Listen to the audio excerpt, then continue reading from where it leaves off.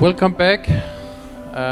We now are ready for our last lecture, and this is going to be a roller coaster.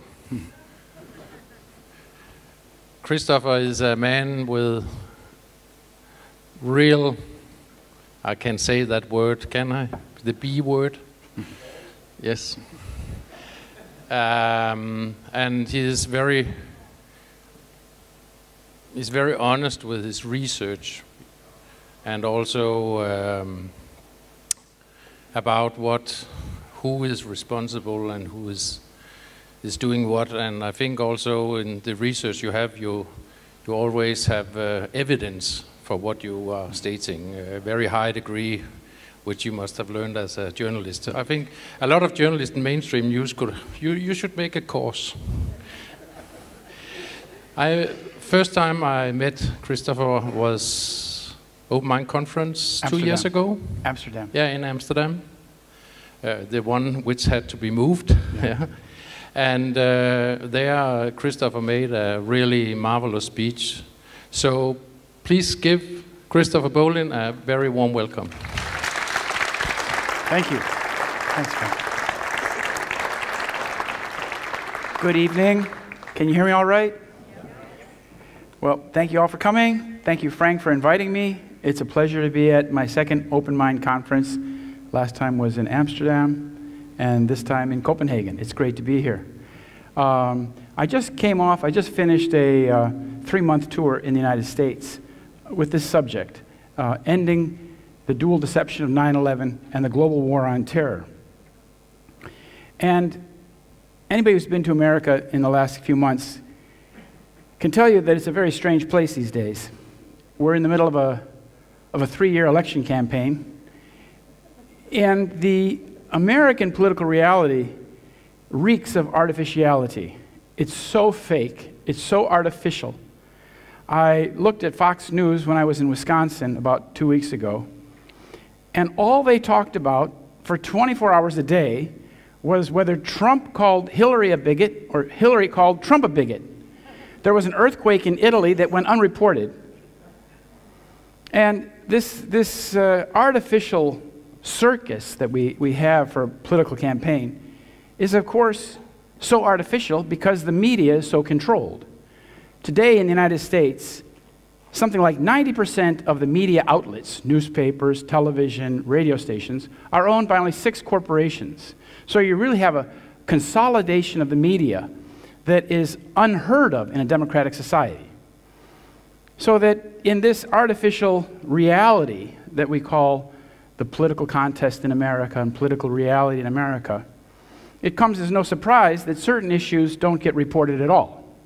On September 4th of this year, the New York Times reported that the war in Syria was a non-issue in the election. A non-issue.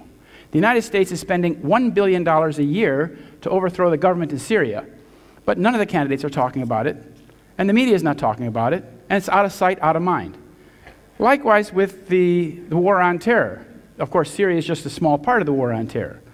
The United States has been engaged in this 15-year-old war now, spending a total of $4 million per hour just in Afghanistan. So they spend $100 million a day fighting a war in Afghanistan where there's no U.S. national interest whatsoever. So what I'm talking about tonight is the ending the dual deception of 9/11 and the war on terror. Because what I'm trying to impart to people and teach, I've been trying to share this information with my American co-fellows, is that the United States is in a very big predicament. We're going to get a new president now, the 3rd president since 9/11, and nobody's talking about ending the war. Nobody. And understanding that 9/11 was a hoax, and 9/11 was actually done in order to start the war on terror, and that the war on terror has an older history to it that needs to be imparted to people. So it's called Ending the Dual Deception of 9/11 and the Global War on Terror. And this is the predicament in a nutshell. I'll talk for about an hour, maybe an hour and 15 minutes, and then we can have Q&A, and that'll wrap it up. The dual deception of 9/11 and the war on terror. 9/11 was carried out to kickstart the war on terror, a global war of aggression, terrorism, and conquest. 9/11 was designed to trick us into supporting an open-ended and criminal war agenda. The fraudulent war on terror has taken the lives of millions and cost us trillions of borrowed dollars in my country. Our civic duty obliges us to resist the deception and enslavement to this criminal war agenda. Failure to resist is to betray our nation, our people, and our progeny. And the thing is that when you understand that the U.S. Anglo-American invasion of Iraq was a war crime, it was a war of aggression. The Chilcot Inquiry in England has determined that. That was obvious to anybody who was paying attention. The war in Afghanistan is also a war of aggression. It was all based on, trumped up charges of their involvement in 9/11, which wasn't true. And because of our NATO alliance, that means if the United States goes into an illegal war, it drags with all of its allies, which is where, countries like Norway and Denmark get involved in these war crimes. So this is a very serious thing, and it affects all of us. This is my one-man protest at the Academy Awards in Hollywood, California. That's Hollywood, California, believe it or not. Glamorous place. This is the book I wrote, Solving 9/11, The Deception Changed the World. And I have this book. It's my analysis in a very brief, concise format. I have 10 copies with me, so they're outside after the presentation. I can sign them for you. My background is I was an investigative journalist working in Washington, D.C. when 9/11 happened. I had studied Middle Eastern history at the University of California, and my specialty was Israel and Palestine. And prior to all that, I grew up in a little town outside Chicago where I went through Boy Scouts. I was an Eagle Scout, and I got the God and Country Award. And this is a picture of me presenting evidence at the first citizens grand jury we had in the United States on 9/11 in Los Angeles in 2004. So why is 9/11 truth so important 15 years later? Well, likewise, why does the murder of President Kennedy still matter 53 years later? The murder of President Kennedy matters because it was a coup d'etat. The powers behind the assassination took control of the government and orchestrated the cover-up. And the man raising his hand here was one of the masterminds of the cover-up. And a coup d'etat that is kept secret in a democratic country means the succeeding government is illegitimate.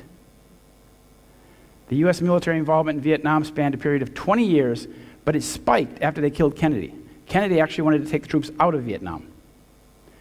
The Kennedy assassination matters because the U.S. government continues to support the lies of the Warren Commission. That is, that one man killed President Kennedy all by himself. The Kennedy assassination matters because the mainstream media continues to support and even endorse the official version.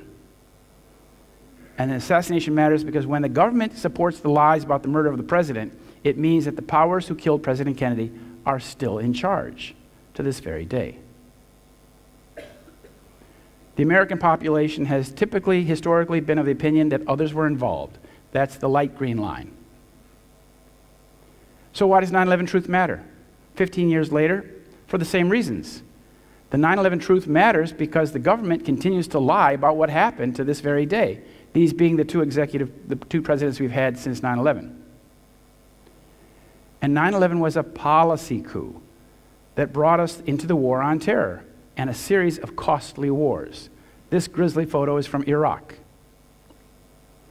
9/11 truth matters because for 15 years, the controlled media has pushed a false narrative about 9/11 and the war on terror, all the while suppressing evidence that disproves the official myth.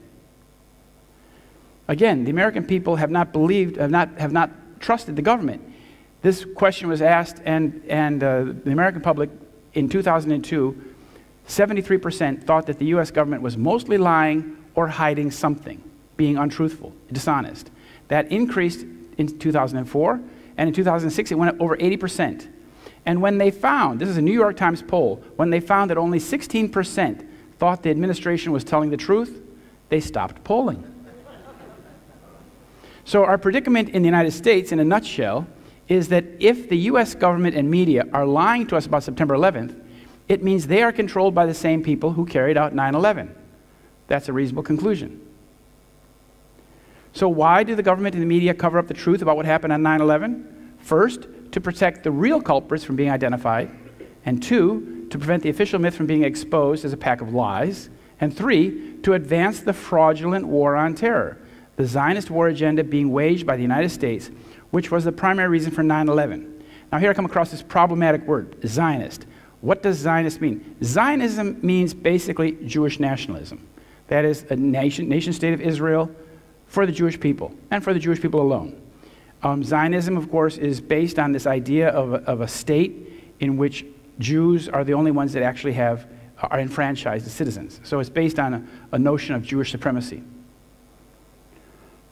So 9/11 was a highly sophisticated false flag terror atrocity designed to create shock and awe and to instill fear and rage in the population to compel U.S. public opinion to support an Israeli Zionist war agenda known as the Global War on Terror.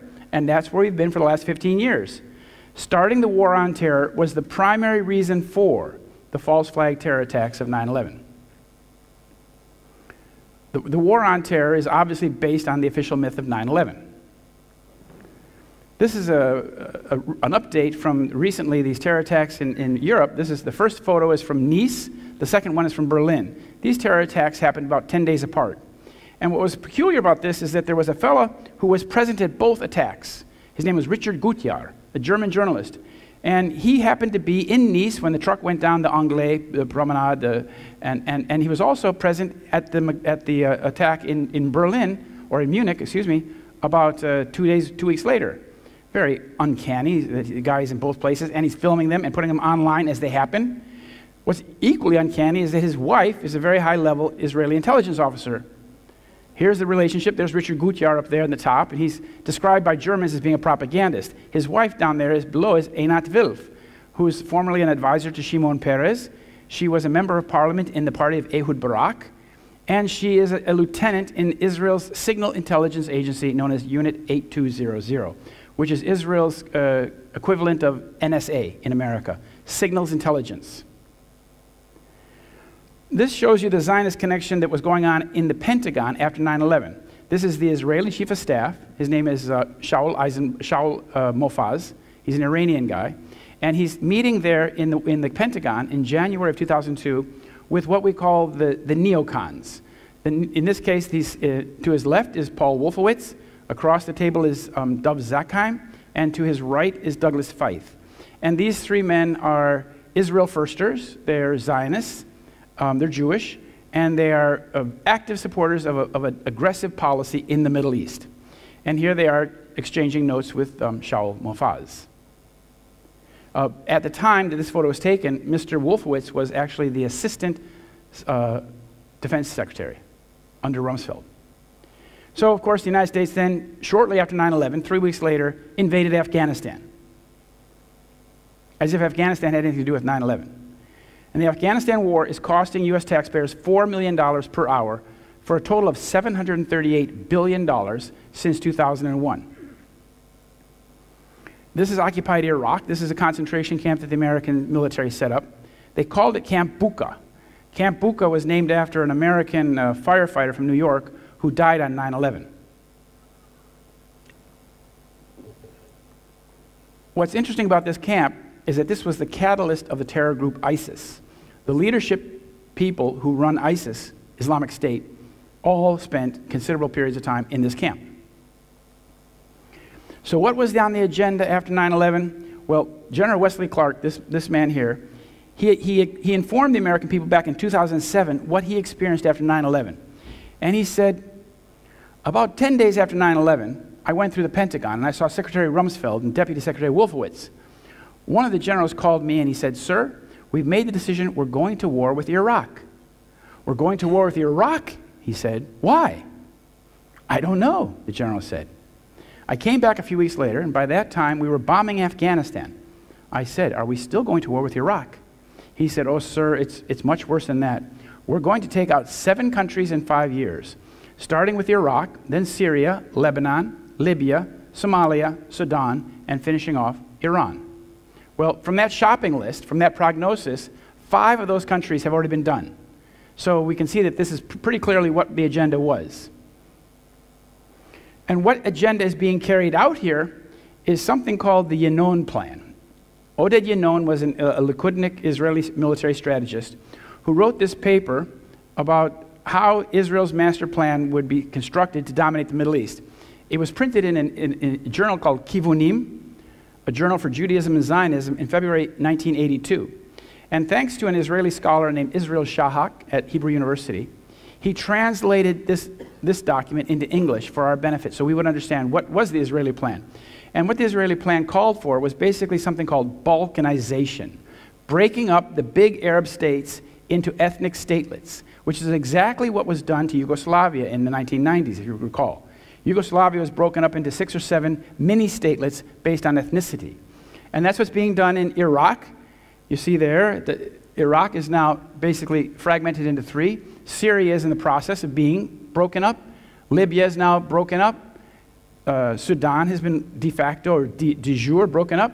So this is the name of the policy, the Yinon Plan. And as I said, it was articulated first in public in 1982. And the plan is basically, as I said, to break the states up along their ethnic confessional lines.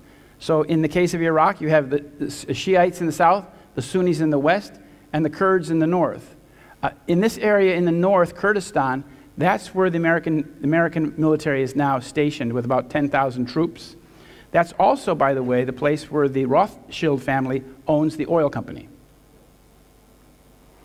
So what's going on here? This is the end game, or the recent game, of an Israeli policy, of a Zionist policy, which the American Joint Chiefs of Staff were fully aware of back in 1948 when Israel, before Israel was even a state.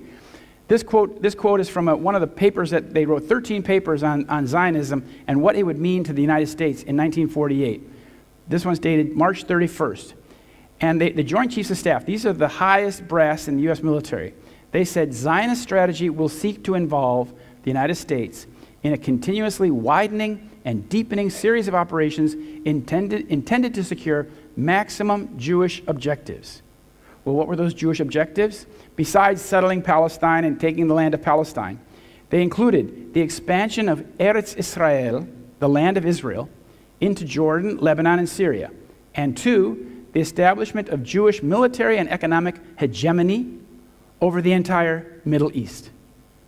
Well, I think the Joint Chiefs of Staff were pretty correct about this, because now, as we see now, since 9/11, the United States has been involved with NATO in Libya, Iraq, and Afghanistan, and left those countries fragmented, destroyed, and seriously reduced in the quality of life.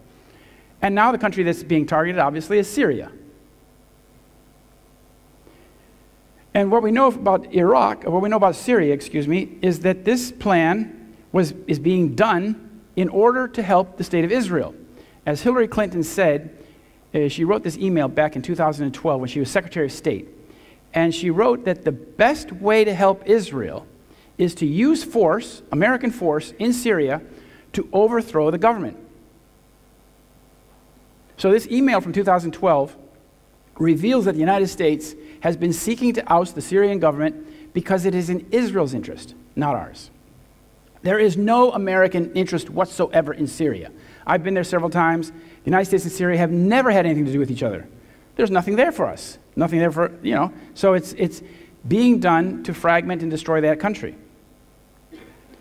And here's the current Secretary of State. His name is John Forbes Kerry. And he said this in May of this year. He said he speaks not as an observer, not as a negotiator, but he sounds like he's the general calling the shots. He said if Assad's strategy is to somehow think he's going to just carve out Aleppo, the biggest city in the country, by the way, and just carve out a section of the country, I got news for you and for him. This war doesn't end. He said as long as Assad is there in power, the opposition is not going to stop fighting him one way or the other. Well, this doesn't sound like the words of a neutral observer, somebody who's negotiating for peace. This sounds like somebody who's putting out a warning. Now, I want to remind you that the government of Syria was last elected in June of 2014 in a multi-party election. Here's this poor boy from Aleppo. Now, when the Syrian civil war started in 2011, Barack Obama began efforts to overthrow the Assad government. Obama put the CIA in charge of operations, spending about $1 billion annually to arm anti-government forces in Syria. Well, therefore, you can see that the reason for this poor boy's plight is largely due to the actions and the operations of the U.S. government. If the U.S. government was not funding these militias, these terrorist militias in Syria, there wouldn't be a war. So here's the latest aspect of the war. This is the ISIS group. And the U.S. is spending now against ISIS $600,000 an hour. They spent over $11 billion fighting this ragtag army since June of 2014. One thing I want to point out here is that you see a lot of these characters wear ski masks. Why are they wearing ski masks? Because 25,000 of these people who are in this ISIS group are paid mercenaries. And they don't want their faces to be exposed because they have a career in Hollywood coming up or something. They have a life after this if they survive. Now, this is a very strange thing. This is May 2013, and this high-ranking senator from the state of Arizona, John McCain, who's a very big pro-Israel senator in the U.S. Congress, he went illegally into Syria and met with these leaders of this militia, that were funding. And this character in the background here, right there, this guy lurking in the background, has been identified by Thierry Masson, a French reporter that lives in Damascus, as being this person. This is when he lived, this is the same man. His name is al-Baghdadi, the Baghdadi. And this is when he was in Camp Bucca for 5 years. This is him, of course, here with the senator. And this is what he does nowadays. He's the head of ISIS. This is the wanted poster that was put out for him. Now, to confirm this, I called up the office of John McCain, and I said, you know, can you tell me, because John McCain was photographed speaking tete-a-tete with this man, head-to-head. And I said, can you tell me, who is this man in the black shirt that John McCain is speaking to? And they said, well, they wrote back and they said that he's a fighter in the Northern Front. And I said, you have to understand that's an inadequate answer. Are you telling me that President John McCain goes to Syria, sneaks into enemy territory, meets with this guy, has a conversation with him, and you don't know his name? So I have to assume that Thierry Masson was correct. He looks very similar to that man. And here's just the U.S. Special Operations at work in in Syria today as we speak. We have an unknown number of troops fighting a war in Syria. And of course, the war on terror, the question is whether it's really a war against terror or it's a war of terror. Because terrorism has increased 4,500% since 9/11. And the frequency of terrorism is now 10 times greater in the places where we're fighting the war on terror, namely Syria, Afghanistan, and Iraq. So in 2015, they had more deaths than ever before in all three countries due to terrorism. So it's either extremely counterproductive or there's another agenda at play. And in the United States, terrorism is not a common cause of death, even with the massacre they had in Orlando and San Bernardino. But the United States government is spending $400 million per year per U.S. victim of terrorism. Compared to what they spend on cancer and influenza, you see that there's a huge amount of money we're spending on terrorism when it's not a leading cause of death.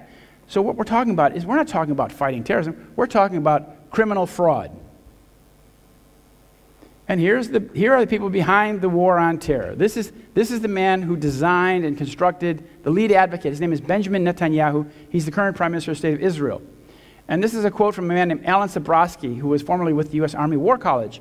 And in 2009, he wrote this article, and he said that the evidential trail for 9/11 and the wars in Afghanistan and Iraq runs from PNAC, Project for a New American Century, AIPAC and their cohorts, through the mostly Jewish neocons in the Bush administration, and back to the Israeli government. None of the denials and political machinations can alter that essential reality. And here's Mr. Netanyahu with Mr. Ehud Olmert in the background. These are both Likud politicians. Ehud Olmert here was the mayor of Jerusalem for a long time. He was deputy prime minister of Israel. And he was deputy prime minister of Israel and mayor of Jerusalem when he went to New York City on September 10th, 2001, and stayed there on September 11th, 2001. Yet his visit to New York City was kept completely out of the media. Why? I found out about it in the Jerusalem Post years later, that he had made a transaction in New York City on September 10th, meeting with these guys, and sold the Beitar football team. And then he came back, 10 days later, he came back to New York and basically held Giuliani's hand and said, you know, this is, I'm here to help you and support you. But he never said, well, I was here at the time. I was here on September 10th. So it was kept secret. But why? Why would this high-ranking Israeli politician be in New York City on September 10th and 11th? And why would his visit be kept secret? This is another Israeli leader, Prime Minister, Defense Minister, Chief of Staff, Ehud Barak. And Ehud Barak appeared in the London studio of the BBC TV, BBC World, which is the largest English-speaking broadcaster in the world. And before either tower had fallen that day, both planes had struck, but the towers were still standing. He presented his analysis to the world. And he said, the world will never be the same from today on, he said. He said, we know who's behind this. This is the work of Osama bin Laden.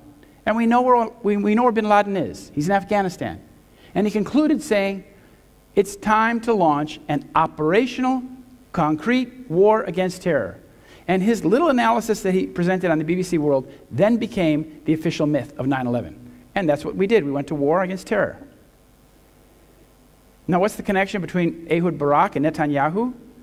Well, Ehud Barak, with the sunglasses, was Netanyahu's commander in an organization called the Sayeret Matkal, an independent covert commando force of Israeli military intelligence, which takes its orders directly from the chief of staff.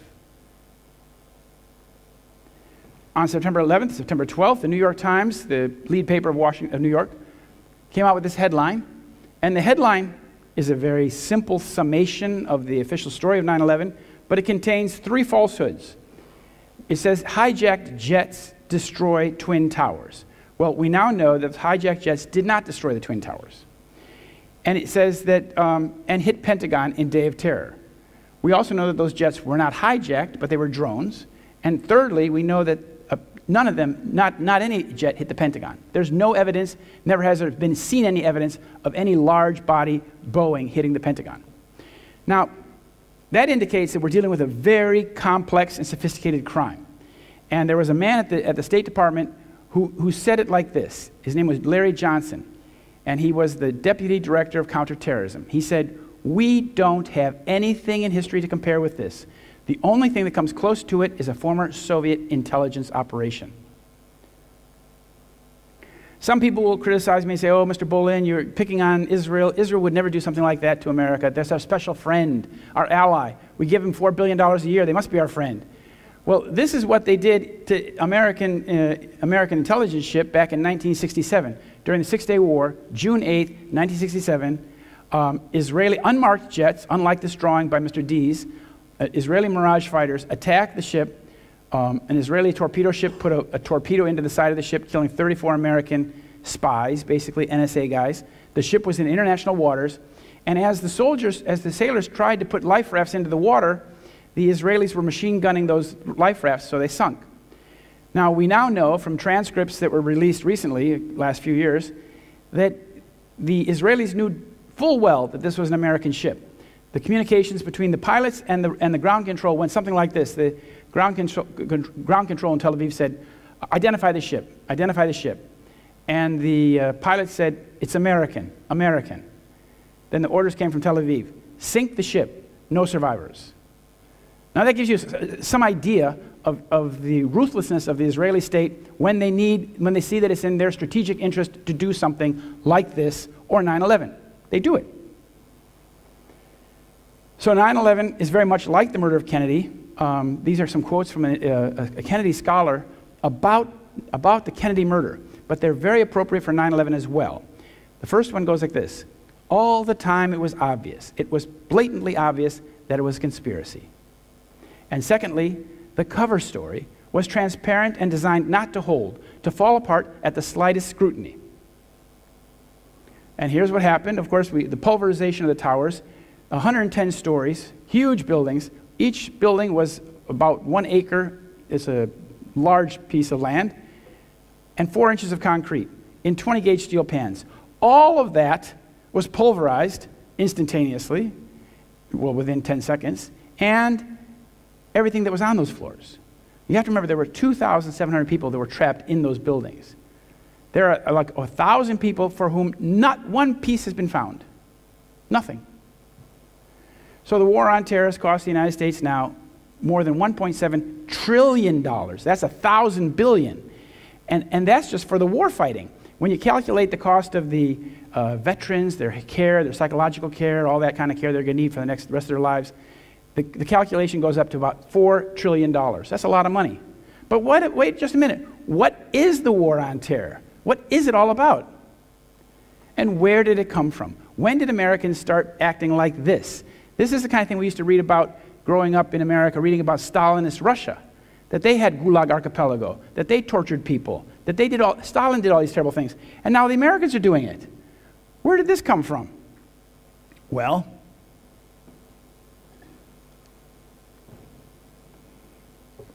the war on terror is basically an Israeli stratagem pushed by Netanyahu since 1979 to bring the U.S. military and allies into the Middle East to wage war on behalf of the Zionist state.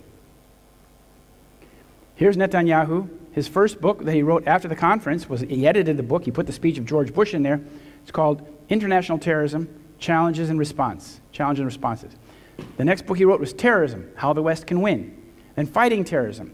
And I read these books. I read most of them because I wanted to see what he would say about the Palestinians and why Israel was afflicted by terrorism. And he would say that the terrorists were Islamic terrorists and that they were attacking Israel because Israel is part of the West. And therefore, the West has to come and fight this war because really the West is the target. That's all baloney. But what he uses, when he uses the word terrorist, he uses it to delegitimize the Palestinian resistance to Israeli occupation.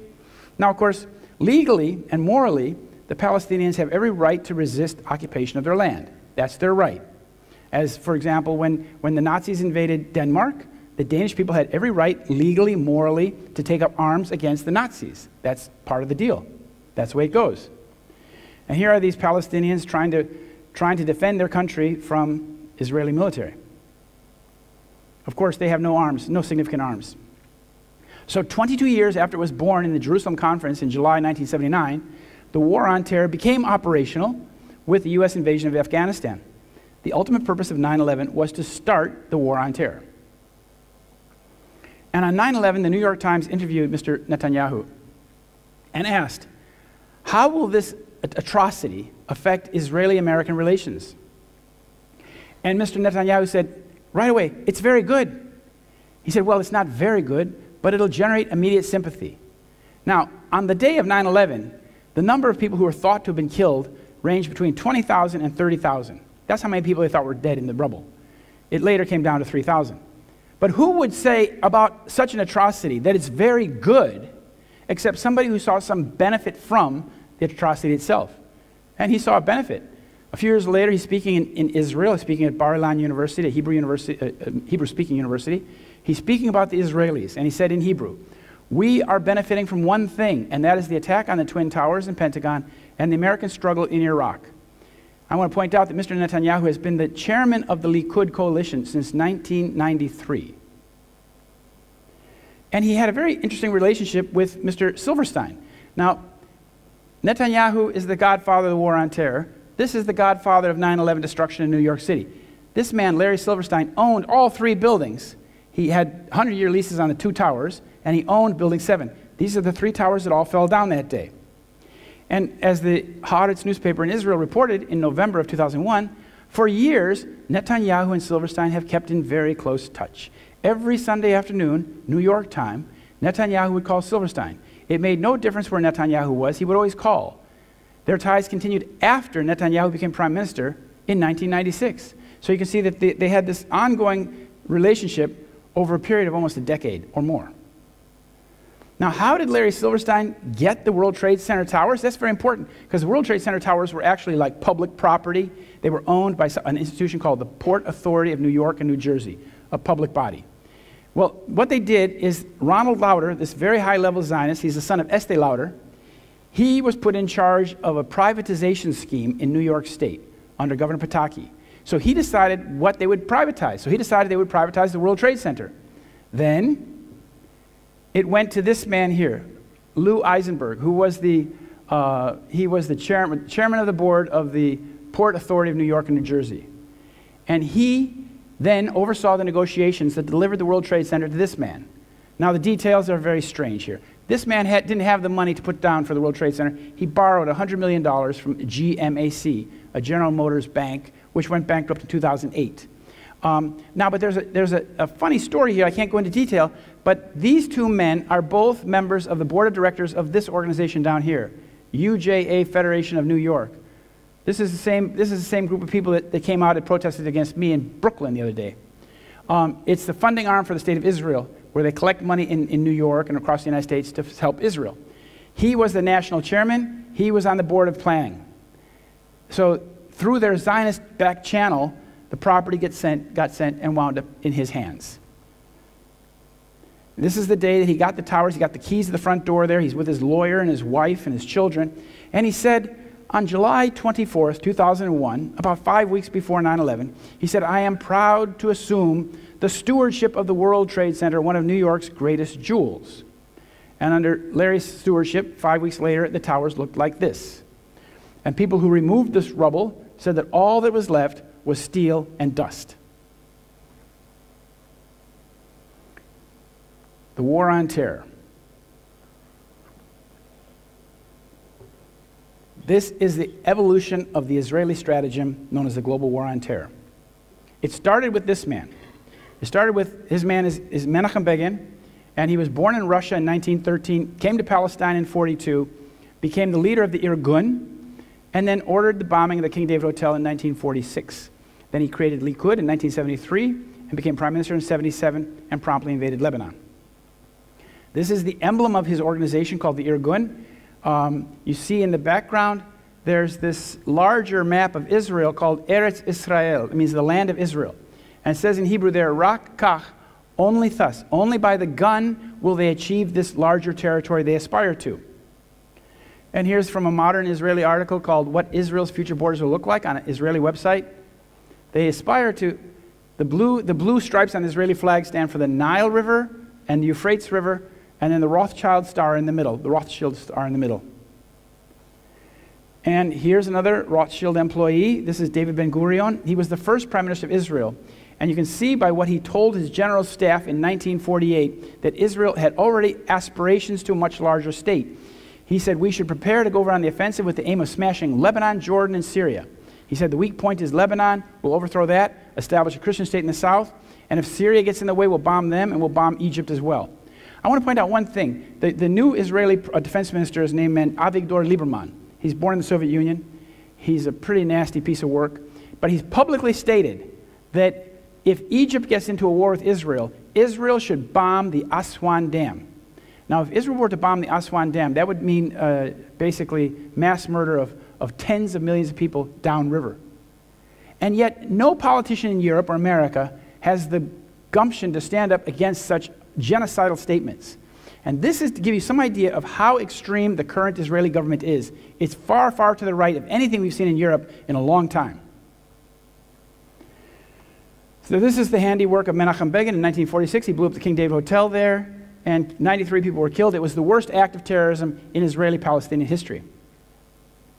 This is the former president of Israel, Shimon Peres. He had a stroke the other day. I don't know if he's still alive. He's in bad shape. But after the Lavon affair, when Israeli intelligence tried to do false flag bombings in Egypt in 1954, the Prime Minister of Israel made these comments about Shimon Peres.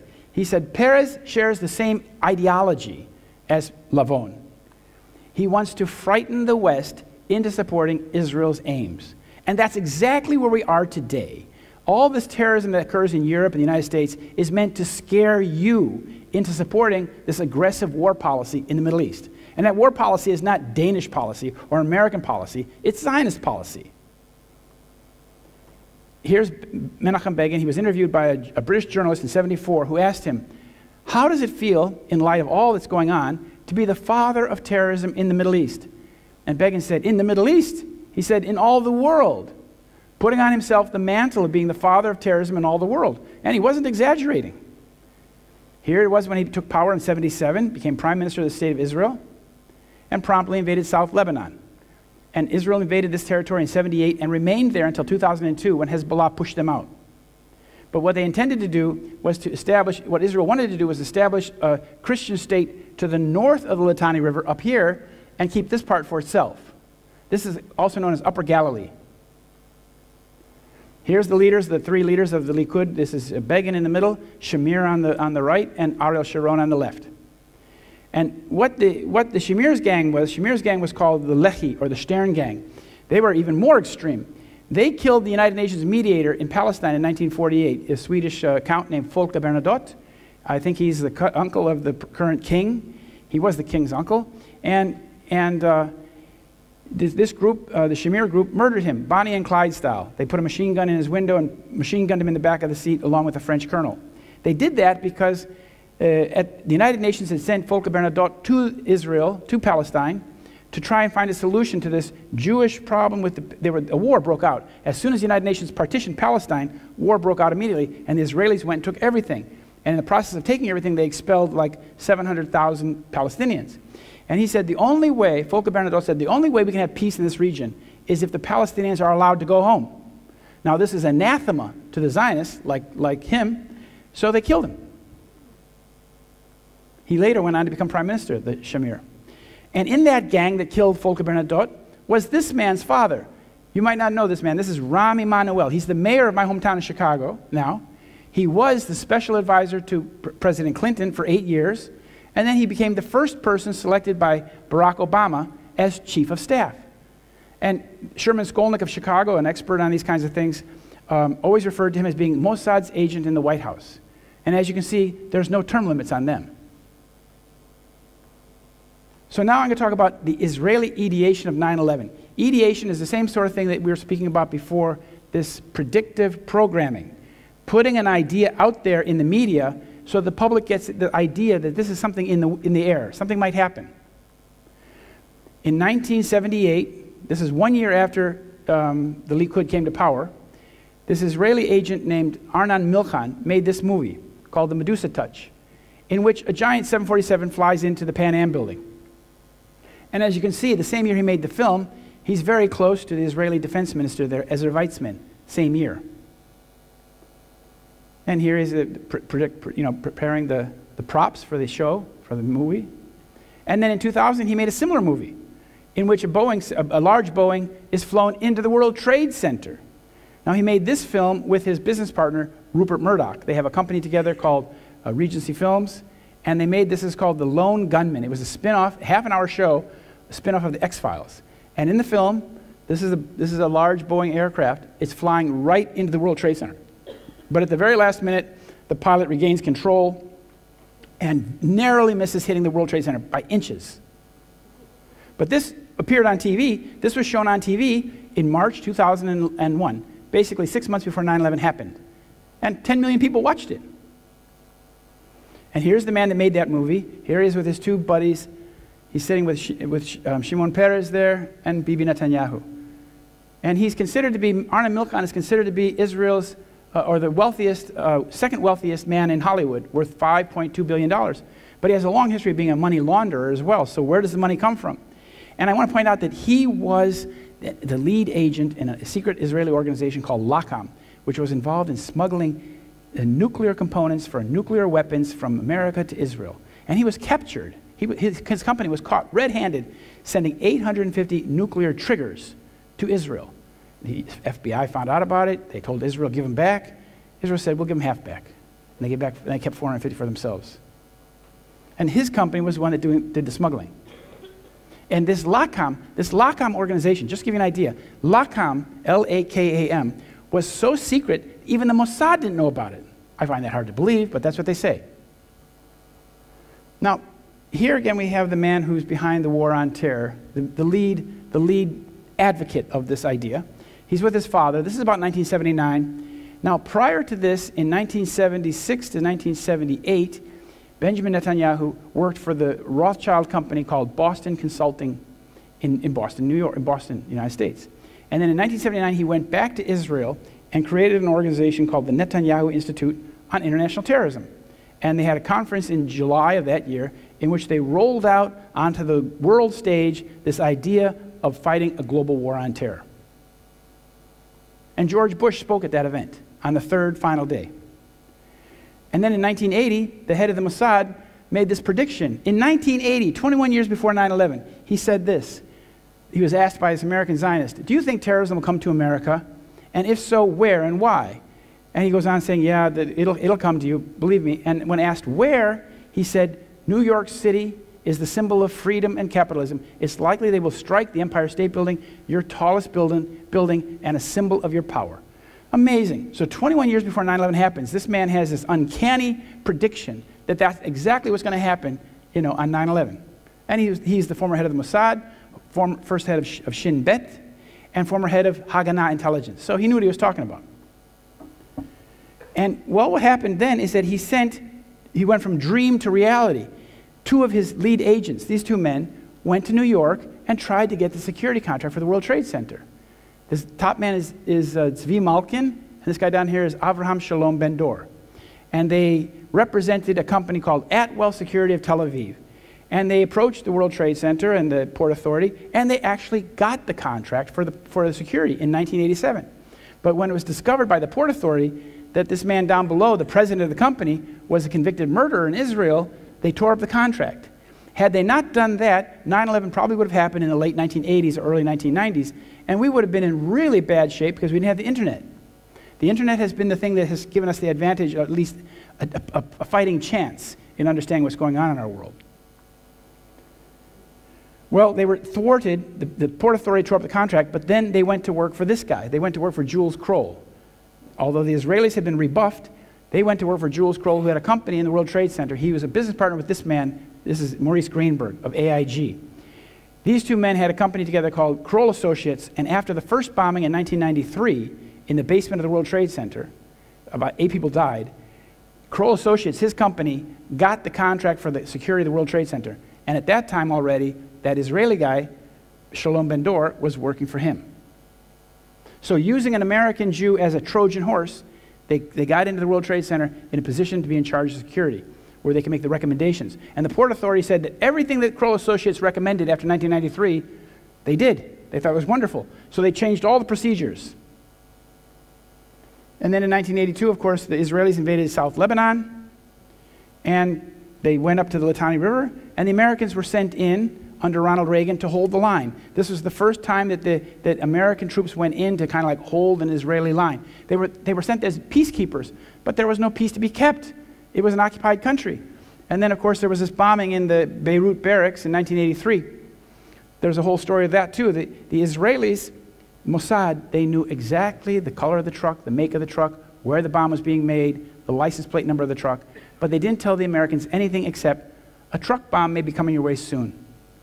And the head of the Israeli Mossad at the time, Aharoni, he said, he told in the book Beyond Way of Deception by Ostrovsky, he said, America's a big country. They can take care of themselves.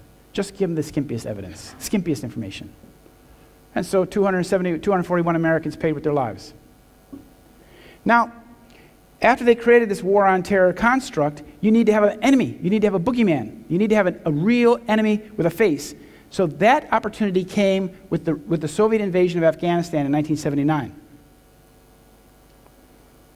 The United States began arming the Mujahideen, the fighters.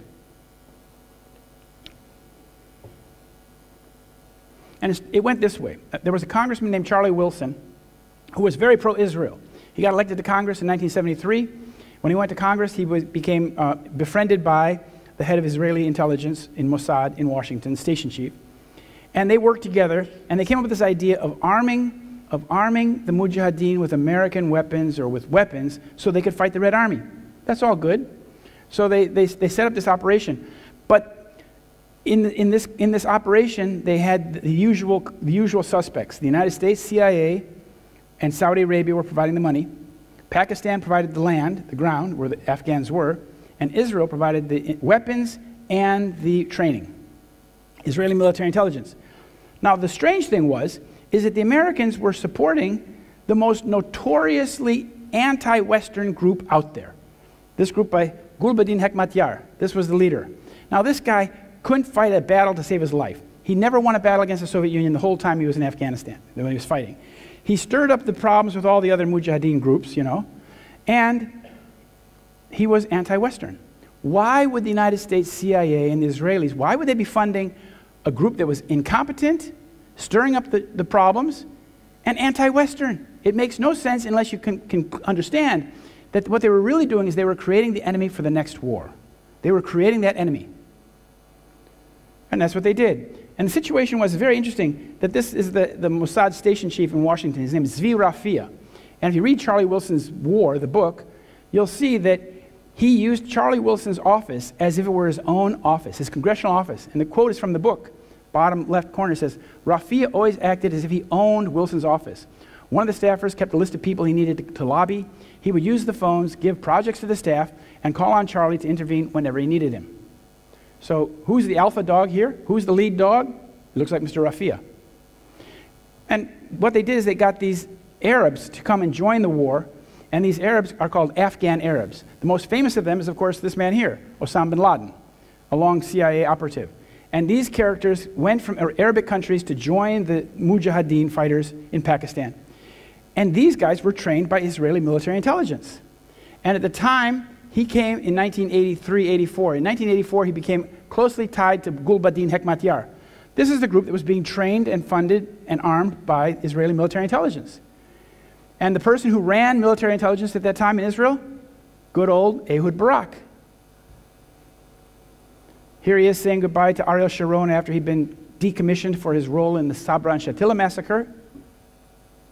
And here's the Israeli agent, the Egyptian, who's a Hebrew-speaking double agent, who trained Osama bin Laden. His name's Ali Mohammed, and he was Osama bin Laden's first trainer. And he trained all the guys that became Al-Qaeda. Al-Zawahiri, bin Laden. And he also, he went to Nairobi by himself and set up a cell in Nairobi. And that cell is the cell that blew up the American embassies in Nairobi and in Tanzania. And as a result of this, this guy had been trained in American military bases in Fort Bragg, Carolina, in Arizona. And this guy, it seems like his career was greased with butter. He just went right straight to the top. Well, then he went straight to an American court. He went to the federal court, and he was held responsible for the bombing of the embassies in Africa.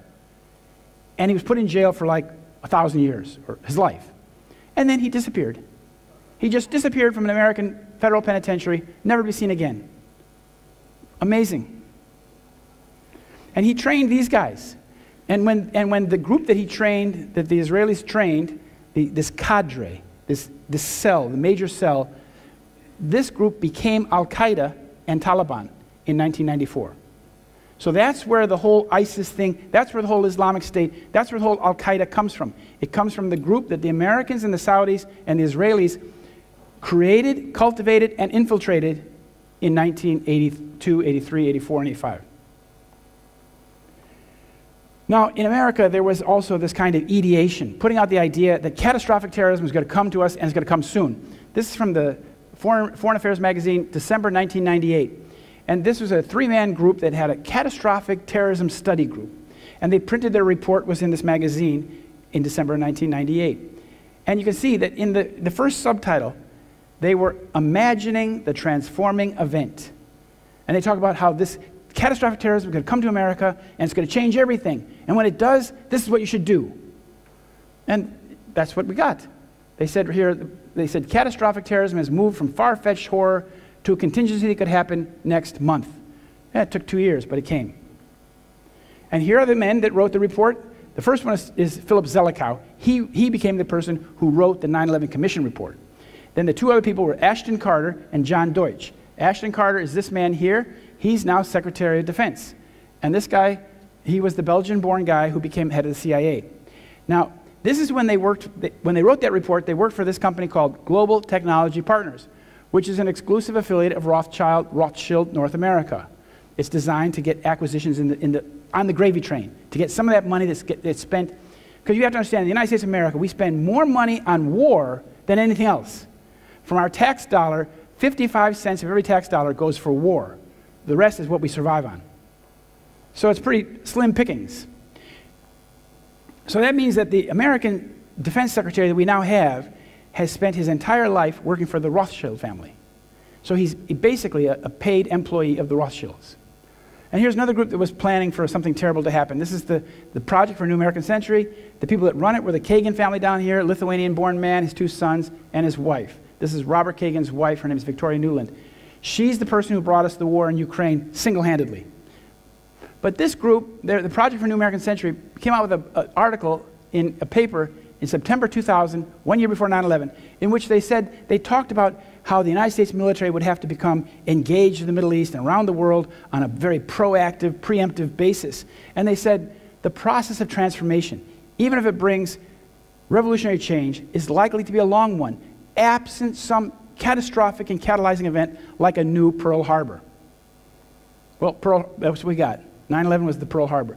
And 9/11, as you can see, was the event that then made real all these plans, all these projects, all these predictions became real with this attack. So there's a long history to understand. And I said, Barack then said, now is the time to launch an operational concrete war against terror. And George Bush said, we were attacked because our way of life, it was under attack. He said, America is targeted for attack because we're the brightest beacon for freedom and opportunity in the world. I guess the terrorists never heard of Switzerland. And then a few days later, Bush declared war on terror in front of the U.S. Congress, saying that every nation and every region has a decision to make. Either you are with us or are you with the terrorists. So even in the capitals of Oslo and Stockholm and Copenhagen, your foreign policy leaders had to say, hey, which side are we on? Are we on the terrorist side? Or are we on Bush's side? And I want to point out one thing. This is a little story. This man here was the Speaker of the House. He was in number 3. After the president, vice president, if they die, he becomes president.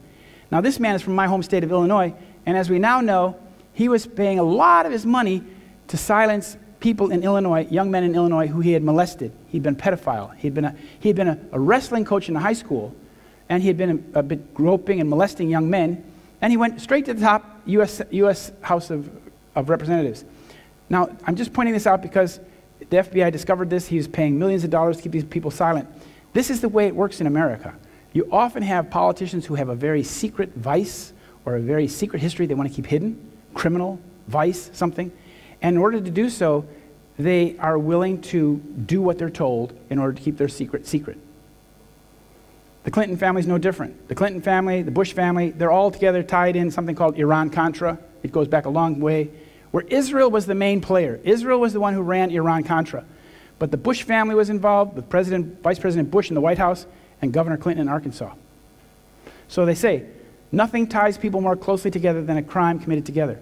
So when this whole election thing started in America, we had 2 choices, Jeb Bush and Hillary Clinton. Oh, thanks a lot. What a choice. So here's the latest phase on the war on terror, is fighting Islamic State. Now, in 2014, the Site Intelligence Group, an Israeli intelligence outfit, released an ISIS beheading video before the group itself had released the video. This is the way it went. She's on CNN. She's explaining that within a short time after our release, ISIS account on social media indicated that within a short time they would be releasing the video, only we actually had the video beforehand and were able to beat them with the release. This is her. It's a one-man operation. She's an Israeli woman named Rita Katz. She's based in Bethesda, Maryland, right outside Washington, D.C., and she releases the videos to her subscribers before the bad guys in Iraq have released the video at all. Well, how does she have a copy of the video beforehand?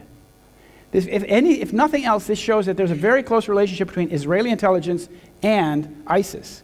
And ISIS is, in fact, the acronym for Israeli Secret Intelligence Services. That's their English acronym. Now, SITE is, as I said, it stands for Search for International Terrorist Entities, provides intelligence about terrorist groups to a wide range of paying clients, including military and intelligence agencies from the United States. And when they killed this guy in Syria the other day, the Israelis had said about him. He had made these predictions, or he had made these threats to Europe. Adnani had said, "We will strike you in your homeland," calling on Muslims to kill Europeans, especially the spiteful and filthy French. Smash his head with a rock, or slaughter him with a knife, or run him over with your car, he said, according to SITE Intelligence Group. So I'm showing you that this, and here they produced this video, they distributed this video, which is clearly fraudulent. This is not Osama bin Laden. This is one of his body doubles. This is one of the fakes.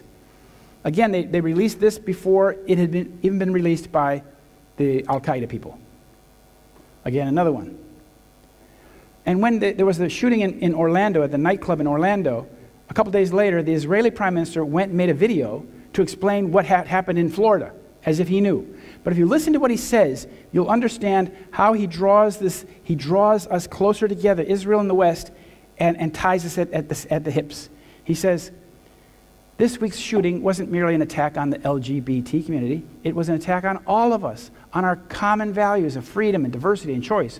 Radical Islamist terror makes no distinction between shades of infidel.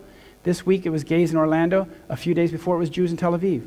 All of us are targets. Working together, we will defeat them even faster. And this is how this is the money that America has spent in fighting this war on terror since 2001. $1.7 trillion. All borrowed money. So the 9/11 cover-up is essentially part of the deception that has enabled the culprits to dupe, to deceive the American public into supporting the global war on terror, which was, after all, the goal of the 9/11 terror atrocity. As President Nixon said, it's not the crime that gets you, it's the cover-up. Because in the cover-up goes on and on and on. Now, 15 years, people who are involved in the cover-up, they show their hands. You can see who they are. There are three essential elements that have to be covered up. You have to control the investigation and access to the evidence. You have to control the interpretation, how the event is explained to the public. That's the media control. American media is very controlled. And lastly, you have to control the litigation, the court process, in order to prevent legal discovery from coming out in a court of law. The first aspect is the controlled investigation, or more to the point, the non-investigation. 3,000 people were killed in broad daylight on 9/11, but there was no criminal investigation. All the evidence was destroyed. Because what the government did, they said, well, the Pentagon got hit. The Pentagon is a military fort. Therefore, this is an act of war. And as an act of war, we're going to go to war against the people who committed the crime and let's clean up Wall Street. So that's what they did. The men that should have investigated the crime as a crime were these two men, the Attorney General, Ashcroft, and his assistant, Michael Chertoff, an Israeli national. Michael Chertoff's mother was one of the first Mossad agents. Her name was Levia Eisen, and she was involved in bringing the Yemenite Jews up to Israel back in 1949. Then she came to America with her rabbi husband, Baruch, and they had their child born in America. But he spent a lot of his childhood in Israel, speaks fluent Hebrew and all that. And he was given the task of investigating 9/11. It was his obligation to prosecute any criminal activity. But the FBI, which serves right below him, destroyed the evidence, confiscated the evidence, and destroyed it. So there was no investigation. No investigation, no trial. And then after that, after the non-investigation, he was promoted and made head of Homeland Security, in which position he maintained his control over all the evidence of 9/11 for almost a decade. Now, the 9/11 Commission was clearly a cover-up. And this is the senior counsel for the 9/11 Commission. He spoke out on the record after his time on the commission. He said, what the government and military officials told Congress, the commission, the media, and the public about who knew what when was almost entirely and inexplicably untrue. And these are the two co-chairmen. They said, to this day, we don't know why NORAD told us what they told us. It was just so far from the truth. This is the man that wrote the report. This is Philip Zelikow. He was executive director of the report, and he actually wrote the report. See, in March 2003, Philip Zelikow had completed the outline for the 9/11 Commission report before the staff even began working. And this man has a PhD from Rice University in Texas, I think, and the title of his PhD was On the Creation and Maintenance of the Public Myth. And that's what he wrote. This is another man, this is Gene Corley. He was involved in writing this report about how the buildings performed up until the point of collapse. And he was from Chicago, and he was, I called him up after he started this, and I asked him, Mr. Corley, are you investigating the steel for evidence of explosions? And he said, I know nothing about that. He said, I'm not a metallurgist. So the question is, why was he put in charge of investigating the collapse of the two largest steel frame buildings in the world? Probably for the same reason that he was put in charge of the Waco investigation, Waco, Texas, and Oklahoma City bombing, because he's very good at making a report that will support the government version of events. A cover-up guy. This is another one of the guys cover-up. He wrote that he oversaw the writing of the report on the collapse of the World Trade Center, in which they did not even look for evidence of explosions or molten metal. And then he went on to become the head of a group called Stanford Research Institute, which develops nanotechnology, nanothermite for the U.S. forces, U.S. military, in a place called Menlo Park, California. And what's interesting, in the laboratory where they make nanocomposite materials, the laboratory has been managed by an Israeli guy, this fellow here, since 1984 in California. And here's another master of the cover-up. This is the mayor of New York. His name is Michael Bloomberg. He served an unprecedented 12 years. Now that's very important because New York was epicenter of the whole thing. And there were a lot of people who were very, very sick from inhaling the dust, etc., the smoke. And so he was in position to suppress all that testimony from coming out into the public. And here he is meeting with Ehud Barak at Christmas 2008 when Barak was bombing Gaza in something called Operation Cast Lead. What he was also dropping was white phosphorus, which burns right through a human body. And here's Mr. Netanyahu with Mr. Mayor Bloomberg. And here's Bloomberg showing Netanyahu around the World Trade Center where they created this memorial. And Netanyahu wanted to see the names of the 4 Israelis who died that day, which is a very low number considering that 4,000 were expected to have been at work that day. That's according to the Jerusalem Post. Next thing is controlling the interpretation. Now, how do you control interpretation in a democratic country? You control the media. And this is the media mogul who owns a company called Fox Corporation or News Corp. His name is Rupert Murdoch. And he came from Australia in the early 1980s to the United States, and he bought up the media from coast to coast. And so in 2003, he owned 160 newspapers in America. And it's interesting that in that time, in 2003, when the United States was prepared to go into a war of aggression against Iraq, every editor of every one of those papers agreed with Murdoch on the need to go to war with Iraq. Now, there was no reason to go to war with Iraq. It was clearly a war of aggression. But this is how Mr. Murdoch was created by the Rothschild money. Murdoch didn't have the kind of money to come to America and buy 160 newspapers. It came from the Rothschilds. And the Rothschilds, the banksters like that, create media moguls in order to control public opinion. And in America, as I said, we now have consolidation in the media that's very dangerous. And I want to point out these guys are business partners and all kinds of things. They're business partners. This is Jacob Rothschild. The Rothschild family owns the oil of northern Iraq in a place called Kurdistan. They own the largest oil company there since 2002. And together, these guys, along with a few other tasty guys like Cheney, Woolsey, and Summers, and Richardson, they own the oil in the Golan Heights. Now, the Golan Heights is, of course, occupied Syrian territory. But if Syria ceases to exist, there's nobody there to complain anymore. It's ours. And that's where they're going with this. That's why it's an all-out game to destroy the government of Syria and destroy Syria as a nation. There's money to be made. This is the New York Times. They had this very strange editorial. 3 years after 9/11, they wrote this editorial. Now, the New York Times is a family-owned paper. It's owned by the Sulzberger Ox family, which is one of the leading B'nai B'rith families in New York City. And in September 11, 2004, they said, in the 3 years since 9/11, we've begun to understand that it's possible to know what happened without knowing what happened. How's that for media? That's the position they're saying. And they said, some of what we need to know publicly has been provided by the report of the 9/11 Commission. Other answers are lacking, like what happened to this building.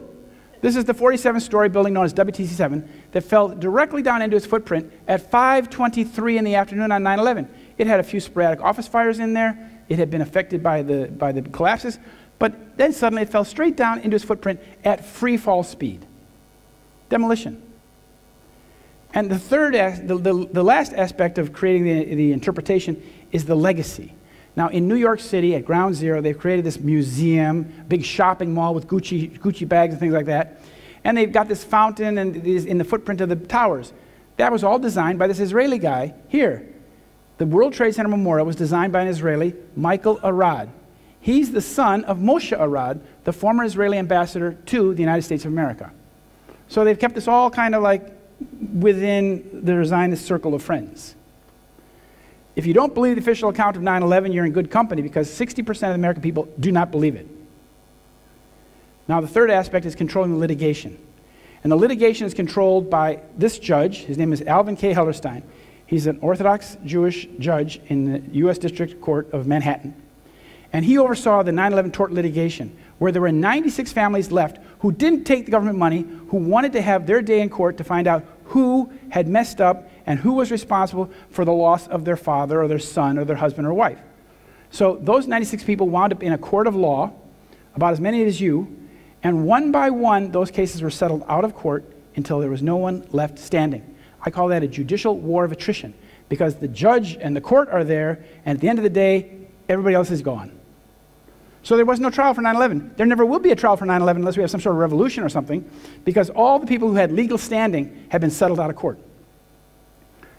And I discovered that that judge had a conflict of interest. A very serious conflict of interest is a primary family conflict. That is, his son lives in Israel, and his son Joseph is a lawyer for the parent company of ICTS, NV, which is based in Holland. It's a Mossad El Al company, Airport security. You probably all remember in Europe in the 1980s, you suddenly got these characters that showing up in airports in Europe who were asking all the questions the Israelis used to ask at security. And I would ask these guys in Frankfurt or Paris, God, you guys are just like the Israelis. We are the Israelis, they said. Because airport security in Europe was turned over to Israeli security back in the 80s. El Al Security and this company, ICTS, was a defendant in the 9/11 tort litigation because they ran security in Boston on 9/11 and Newark and Dulles, etc. So they were responsible. Their airport security, their passenger screening operations are what failed that day and let the bad guys get on the plane. If the bad guys even got on the plane, they would have had to explain all of this in a court of law. But the judge said, you're just the parent company. I don't see why you're here. You can go home. And that was the end of the trial. Now, the first 2,900 families had been given money by this man here, Kenneth Feinberg, special master. He doles out all the taxpayers' money. And when you take that money, you sign a bottom line, non-disclosure. You cannot talk about it, anything, how much you got, what the terms are. If you do, you'll be criminally prosecuted. The last 96 families dealt with Sheila Birnbaum, this woman here. These are both very high-level Zionist players in the United States of America. The first one, his wife is on the board of governors of the Jewish Agency, and she down here works for a law firm with very close ties to the state of Israel. And with these two people doling out the money, they closed down the entire litigation. So there will never be a trial in the United States. Another guy who is involved in this litigation is this judge, Michael Mukasey. He belongs to the same congregation as Judge Hellerstein in New York. He oversaw the 1993 bombing. Now that's important to understand. The 1993 bombing was done in order to convince Americans that Arabs were trying to blow down the World Trade Center. So they even made a movie in which at the end of the movie, they got the bad Arab in the back of the car. He's scowling. They're driving past the World Trade Center. He sees the two towers. He says, next time, we bring them both down. So that's to impress on the American people that Arabs are trying to blow down the World Trade Center, blow it up. So that when it actually did happen in 2001, people said, oh yeah, the Arabs did it. Didn't you see the movie? And he also oversaw, this judge also oversaw Larry Silverstein's negotiations, litigation with the insurance company, whereby Larry Silverstein got paid $7.2 billion for a down payment of $100 million of borrowed money. That's quite a bonus. So what are they covering up? The government and media are suppressing 9/11 evidence that would expose the official myth as a pack of lies in order to protect the real culprits from being identified. I was writing from my hometown in Chicago about 9/11, and I saw from day one that this was a big hoax. This was we were getting a false story. So I started writing in my little newspaper in Washington about how we were being lied to and the evidence of the falsehoods. And I said to myself, this can't be very safe. Here I am pointing out the lies of the government story, and the government media are pushing the people into war. And when the country goes to war, it kind of loses its mind. I said, this is probably not a safe place to be. So we should probably go to Europe. And so my wife and myself and our two little kids, after Thanksgiving, at the end of November, we went to Germany. And I relocated myself in Berlin for a while, and I wrote as a foreign correspondent. And I happened to have the good luck of knowing a German journalist who put me in touch with former German intelligence chiefs. And the first one I spoke to, he said, he looked at September 11th, he looked at the pictures, and he said, it looks like a Hollywood production. Then the next one said, this Wertebach told me, the deathly precision and magnitude of planning behind the 9/11 attacks would have needed years of planning. He said such a sophisticated operation would require the fixed frame of a state intelligence organization. Now, what state are we talking about? Then I met this man, Andreas von Bülow. This picture was taken 10 years later after I met him the first time. And he told me something very interesting. He was a parliamentarian in charge of the German intelligence. And he said that there are 3 levels to such an operation. There's the architectural level, the managerial level, and the working level. And he said that you don't get the upper echelon, the architectural structure, which masterminds such attacks in the first place. This level, the organization doing the planning, such as Mossad, which he mentioned by name, he said is primarily interested in affecting public opinion. Now, the funny thing is that I asked him, who do you think's behind this? And he said, Mossad. And I wrote the article and I sent it back to Washington. It got printed. And he was a little bit shocked. He said he told the same thing to every German journalist who came to him, but it was never published in German magazines because you can't say such things in Germany. It's forbidden. And then he said that the terrorists who actually commit the crimes are part of the working level, these 19 Arabs. And he said that working level is part of the deception. He went on to say that 95% of the work of intelligence agencies around the world is deception and disinformation, which is widely propagated in the mainstream media, creating an accepted version of events, just like we got on 9/11. He said, journalists don't even raise the simplest questions. Those who differ are labeled as crazy. When I was in Britain in 2005, BBC interviewed me and they said, why are you the only American journalist who doesn't believe the official version? And I said, I don't know if that's true, but if it is, it's because other journalists who have raised those questions were fired. They were fired from their jobs. So here are these 19 guys who supposedly hijacked the planes that day. What's interesting about these guys is that 15 of them lived in the same little town in Florida, Hollywood, Florida, and that many of them, at least 6 of them, had duplicate licenses. So they went to get a license on Tuesday. They went to DMV, Department of Motor Vehicles, in Florida, got their license. Then the next day, somebody in their name called up and said, hello, DMV, this is Muhammad Atta. I just moved to a new apartment and I need a license with my new address on it. Can you send me my license, please, to this address? And they would issue a second license and send it to that other address. So then you had 2 guys using the same ID, Muhammad Atta, with different addresses. What's going on here? This is how they use duplicate documents to create false histories.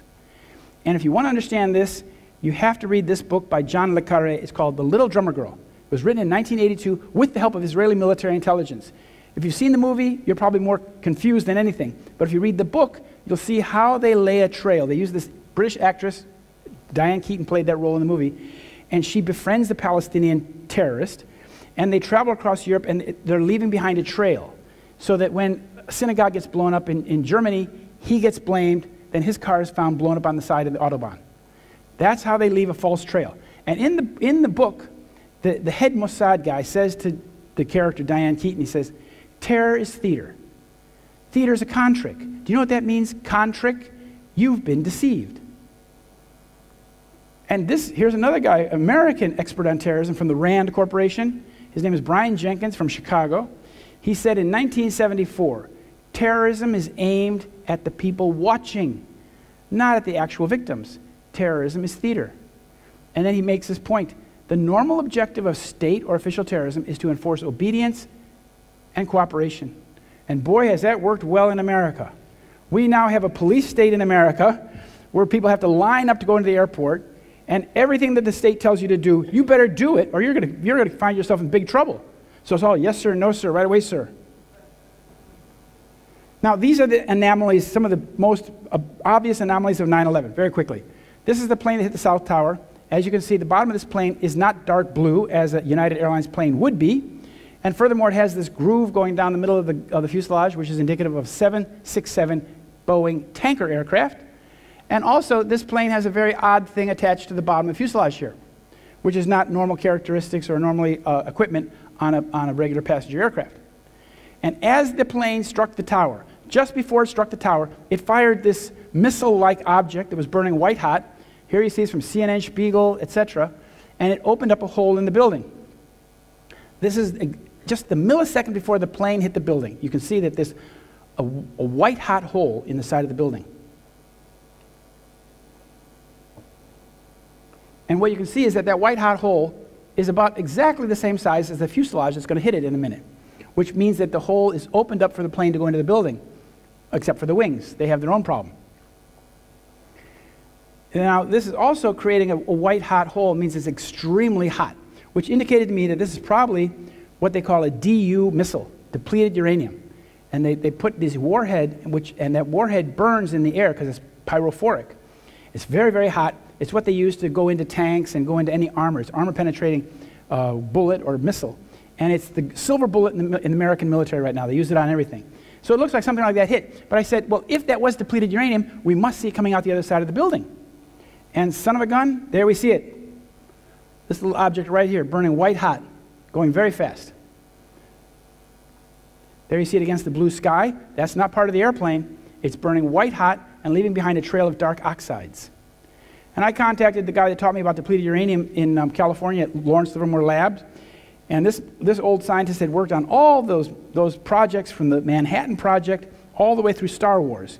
And he taught me everything I knew about depleted uranium. So I asked him, Marion, I said, does this burning object, this little guy right here, does this have the characteristics of a burning DU warhead?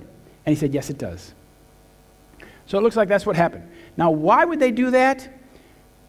Well, that object would open up the hole for the plane, and it would also create a superheated environment inside the tower on that floor, super hot, so that anything that's burnable in that floor would immediately combust into flames. Here we see some explosion, something very peculiar coming out the entry wound where the plane entered the building. We see this energetic explosion coming out. But you can see that then something exploded inside the tower. And what's interesting here is that this explosion is marked by the outside perimeter was white smoke, which may very well be indicative of thermite, because when thermite burns, it produces white smoke, which is aluminum oxide, and incredible heat. The same thing happened to the north tower. The plane went in here, and this big explosion came out the east side of the building. One important point to understand is that both planes went directly into computer floors which contained huge banks of computers, a data center, not where people worked, just where big boxes of computer stuff were stored, were working. This is the south tower. And what we see here is that the south tower, there was a tremendously energetic thermetic reaction going here, what appears to be on the 81st floor, creating that white smoke I was telling you about. And this is all documented in the reports. They talk about these puffs of white smoke that fell. Well, a thermetic reaction like that creates temperatures of about 2,500 degrees Celsius and molten iron. So this is taken at 9:52 in the morning, 51. 1 minute later, we see this cascade of molten iron pouring off the building. And this fell for 7 minutes until the building fell down. Well, the government can't explain this. Nobody can explain where this molten metal came from. The official report said, oh, it's probably the plane melted, and this is probably aluminum. Nonsense. Molten aluminum in daylight conditions looks like tinfoil. So that's not aluminum. And then, and I have to point out also that these windows are 2 feet across, about that wide across.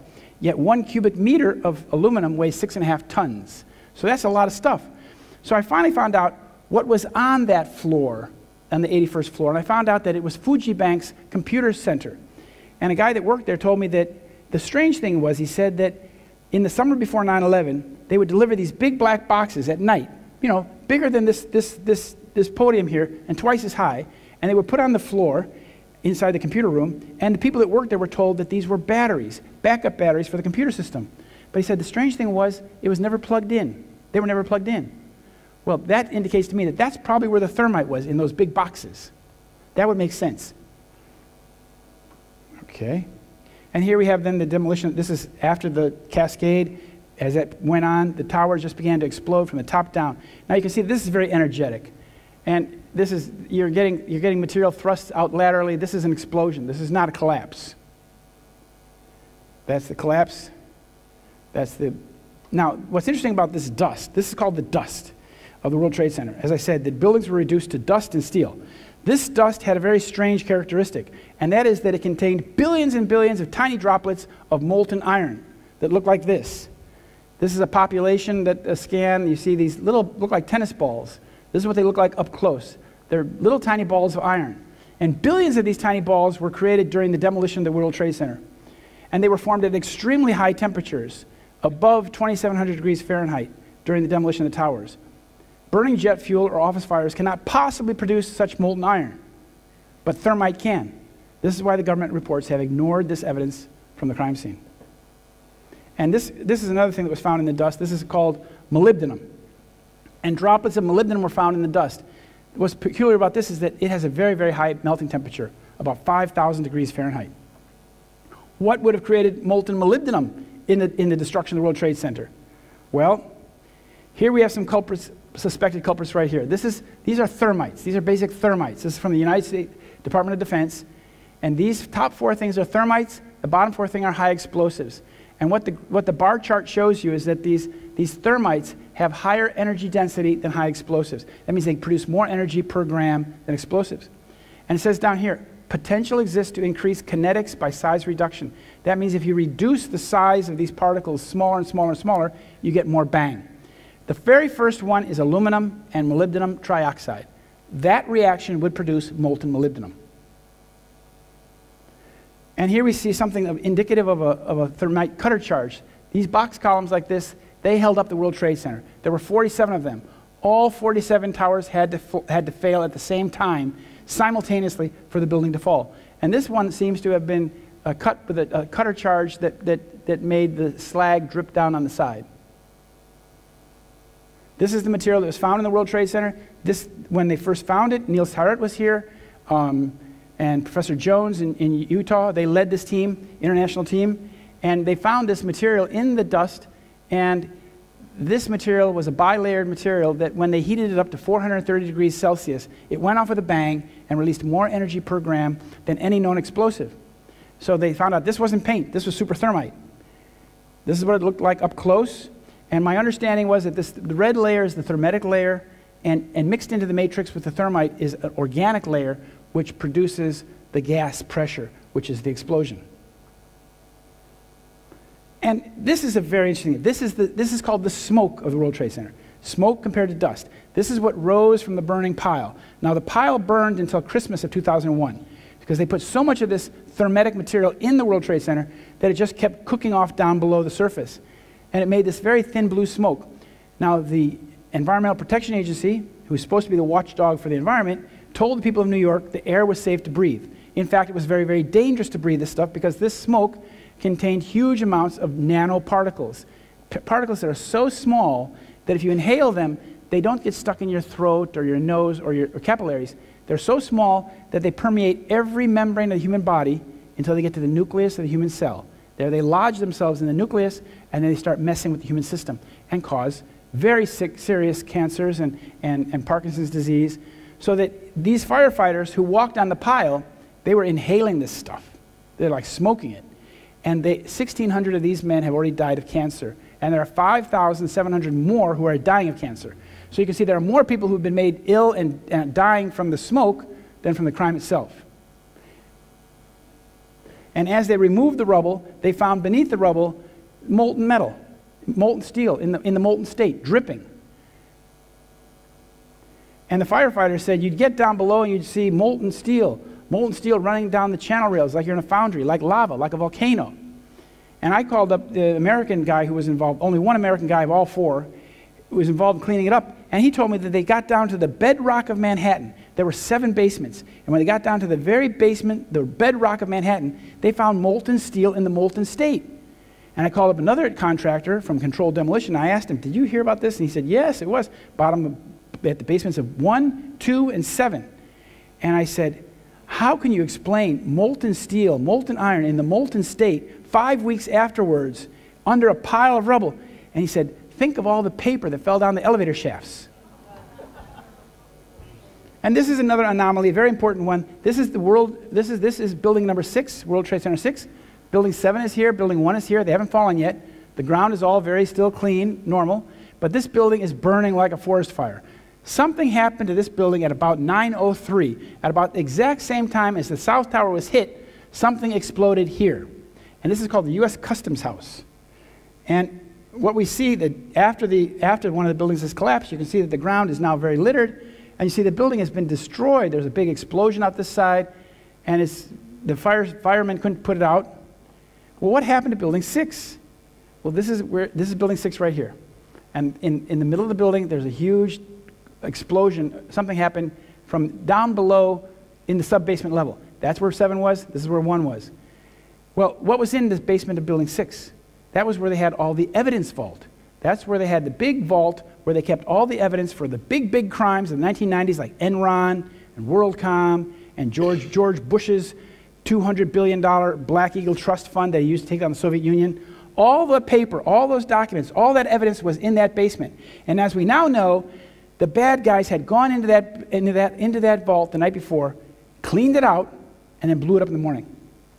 So that the devastation, the bombing of the vault was done to hide the fact that the vault had been robbed the night before. So it's like a Russian doll. It's a crime within a crime within a crime.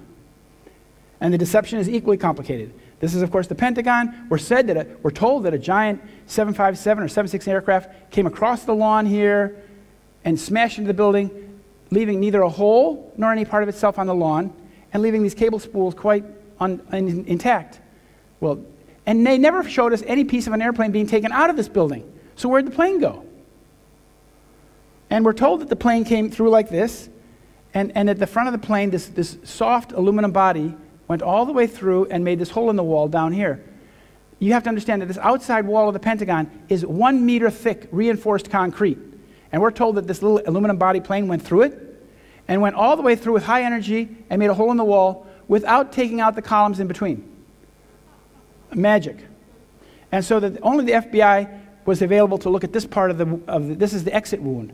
Only the FBI was allowed here. They locked the area off and said no engineers allowed, because the engineers would have seen obviously that it's a cover-up. So this photo comes courtesy of the FBI. And the guys that went into the Pentagon, excuse me, were very well protected with respirators and prepared for a toxic environment, and they got decontaminated when they came out. And this is the final slide of the presentation. This is the hole in Shanksville, Pennsylvania, where we're told that a large Boeing body went into this hole. Now I have to tell you, this hole is only 20 feet across, between 20 and 24 feet. That's like 8 meters? 8 times 3 is 24? Yeah, 7 or 8 meters across. And the coroner, Wally Miller, he came to this hole, he looked in it, he said, I stopped being a coroner after 20 minutes, there were no bodies. The mayor of Shanksville went there and he said, there's no plane here. So where was the plane? The actual debris field was about a quarter mile in here, further in the woods. Now, I went to the local paper here in Somerset as a journalist. I said, I want to ask you how you covered this story. They said, okay, Mr. Bollyn, come in on Wednesday at 3 o'clock. I came in Wednesday at 3 o'clock. They took me into the back office. They had a brand new $2 million building. I said, wow, this is great. And they sit me down in an office with an American military intelligence officer named Labor Knight. I said, why am I talking to you? He said, I've been seconded to the paper to answer your questions. I said, okay, very good. Can you tell me why there's no evidence of an airplane in this hole? And he said, well, it's very simple. He said, the ground was very soft. And he said, when the plane came very fast, the ground liquefied and swallowed the plane. But he said, but one wing bounced a half mile in the woods. What's up with that? Well, that's because they want to explain why the actual debris field was over here. You see, nobody cares about this hole. They're all out there. And then I contacted the man who owned the cabins in the woods where the debris field was actually located, and he was a Lutheran minister. His name was Hoover. And I said, Reverend Hoover, can you tell me why you have not been upfront and direct with the American people and told us that the actual debris field was on your 9-acre parcel in the woods? And he said, I was just trying to cooperate. That's what everybody says in Shanksville. So it's a big cover-up there, too. So the question is, people ask, what can we do? What can we do? So we have this information now. What can we do about it? And I said, the war on terror is meant to cause distress, confusion, and fear as it enslaves us to an open-ended criminal war agenda. To accept it without resisting is not rational. To do nothing is not an option. This is what we can do to help ourselves and others. Inform, organize, and act. Inform yourself so you can help undeceive others. And if you don't know what I've written 2 books, a set of books called Solving 9/11. This is the main book, Deception Changed the World. I have 10 of them with me. And you can read that and you can understand what really happened on 9/11. My book is unique in 9/11 literature because I go to the question, who did it and why they did it. It's pointless to be arguing about what happened 15 years ago when we're engaged in a $1 trillion war because of what happened 15 years ago. And then you organize, like Frank has done here, organize this wonderful event, brought people together, organize this as a group, and act. Do like Frank did. Spread the word, engage, take political action, join the boycott movement. If Israel is a rogue state, out of line, boycott it. Don't buy Israeli fruit. Don't buy Israeli products. Buy Spanish oranges. Buy somebody else's stuff. And so take meaningful action. And why? Why do we do this? Because as Kennedy said, what kind of peace do we seek? Not a Pax Americana enforced on the world by American weapons of war, which is what we have now. It's no peace. And not the peace of the grave or the security of the slave. I'm talking about genuine peace, the kind of peace that makes life on earth worth living, the kind that enables men and nations to grow and to hope and to build a better life for their children. Not merely peace in our time, but peace for all time.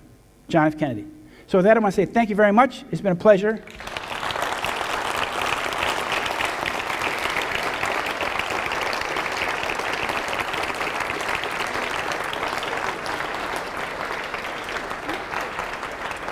I think we have time for some questions. Yeah, I thank you very much. It Thank was you. absolutely Thank you very much. amazing. Thank you. And now it's time for question, if you have any.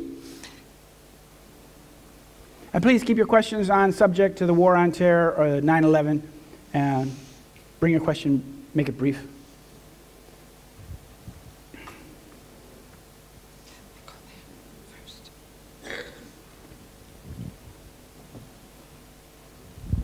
Actually, I have a personal question, which is also concerns 9/11 in general. You being a homie, you're probably well acquainted with Noam Chomsky, and him being a gatekeeper. Who? Noam Chomsky. Oh, yeah. Right. So it's just on a personal note. I'll just do it very brief. Do you think he's been threatened, or he's been a COINTEL stooge from the start? Thanks. Yeah, I think it's the latter. Anybody who's been in America and knows Noam Chomsky knows that he's taken on this position where he's, of course, been critical of the United States' involvement in Vietnam in the 60s and 70s. And he went to Israel back in the 1950s before he started all that with his Jewish wife. And they went to a kibbutz for about 5 weeks or 6 weeks. And the rest of the year he spent in London. So I approached Mr. Chomsky and asked him a letter, in a written letter. I said, do you have any experience with the Tavistock Institute? Tavistock is British psychological warfare.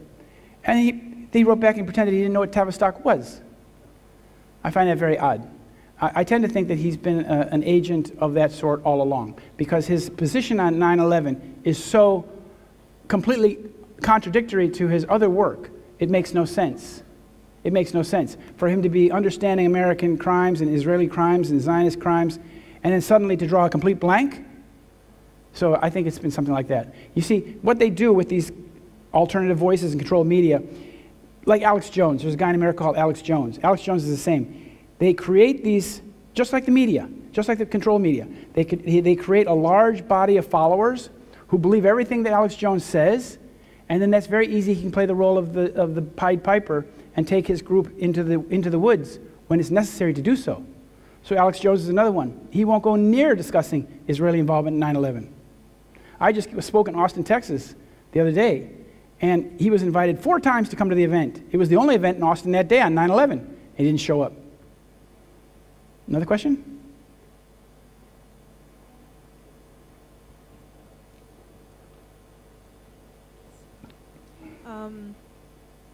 It's because I've seen a video footage of, I think it was live TV back from 2001 with the flight entering the building, but then somebody caught that one of the wings that was flying into the building was like a building behind the wing, and then the wing actually, flew right into it, like it wasn't there, like it was just edited into the footage. Yeah, I'm familiar with that. So it was never there. Yeah, I'm familiar with that.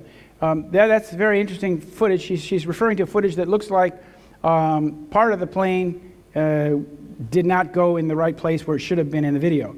Now that may be fraudulent video, I don't know. I know some people say that this is evidence that planes did not strike the buildings. Some people say that. But whatever struck the buildings, was apparently drone planes, and it looks like those planes went through the buildings with great vigor.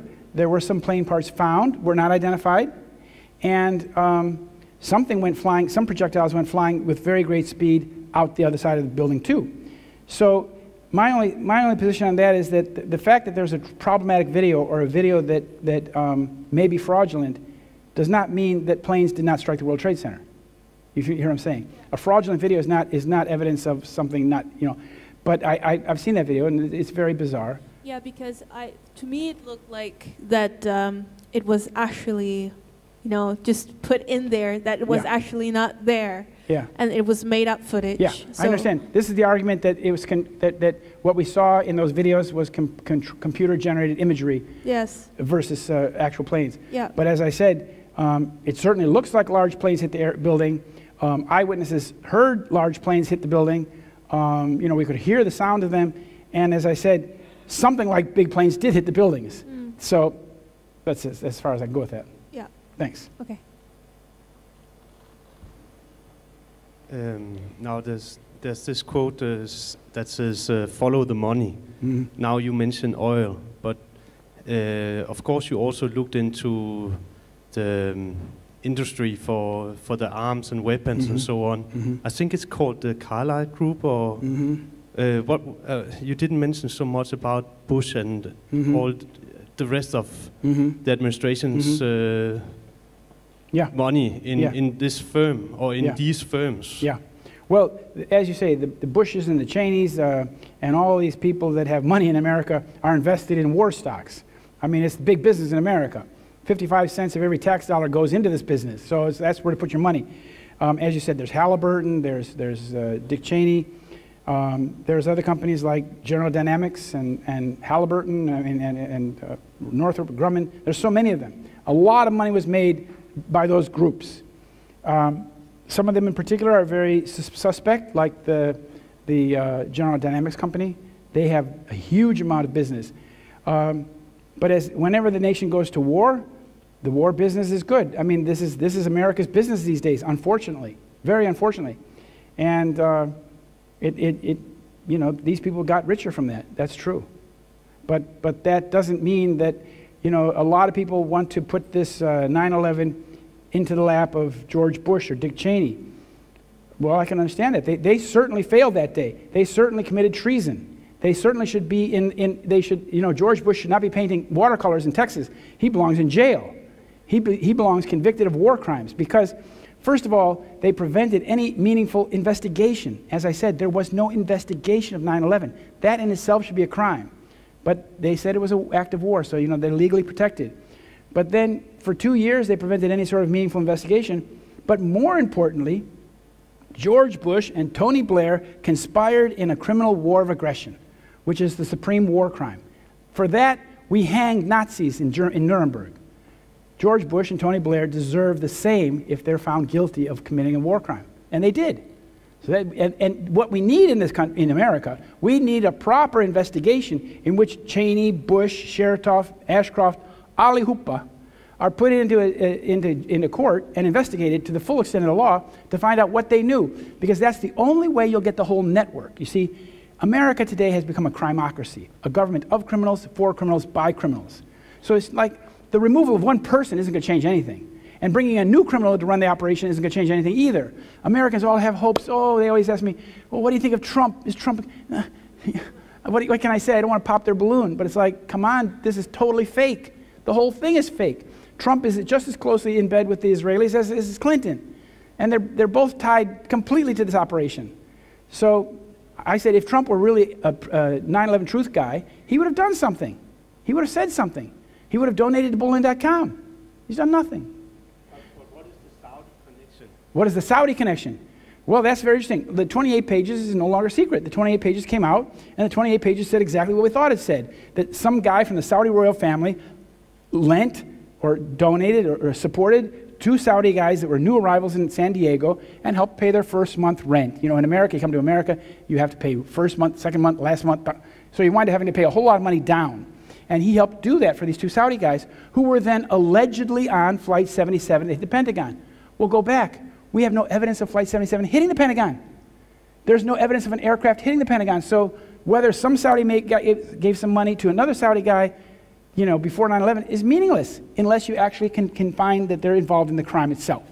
The Saudis, if anything, have just been played for financiers of this stuff because, you know, the United States protects Saudi Arabia. Saudi Arabia is protected by the United States. And so Saudi Arabia does what the United States and Israel tells it to do, basically.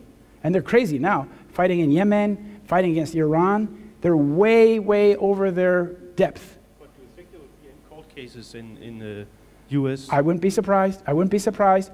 Even though I don't see any evidence of Saudi involvement at the level of 9/11, an American court would be very quick to lay a $10 billion lawsuit against Saudi Arabia because they can smell the money. They've done the same thing to Iran already.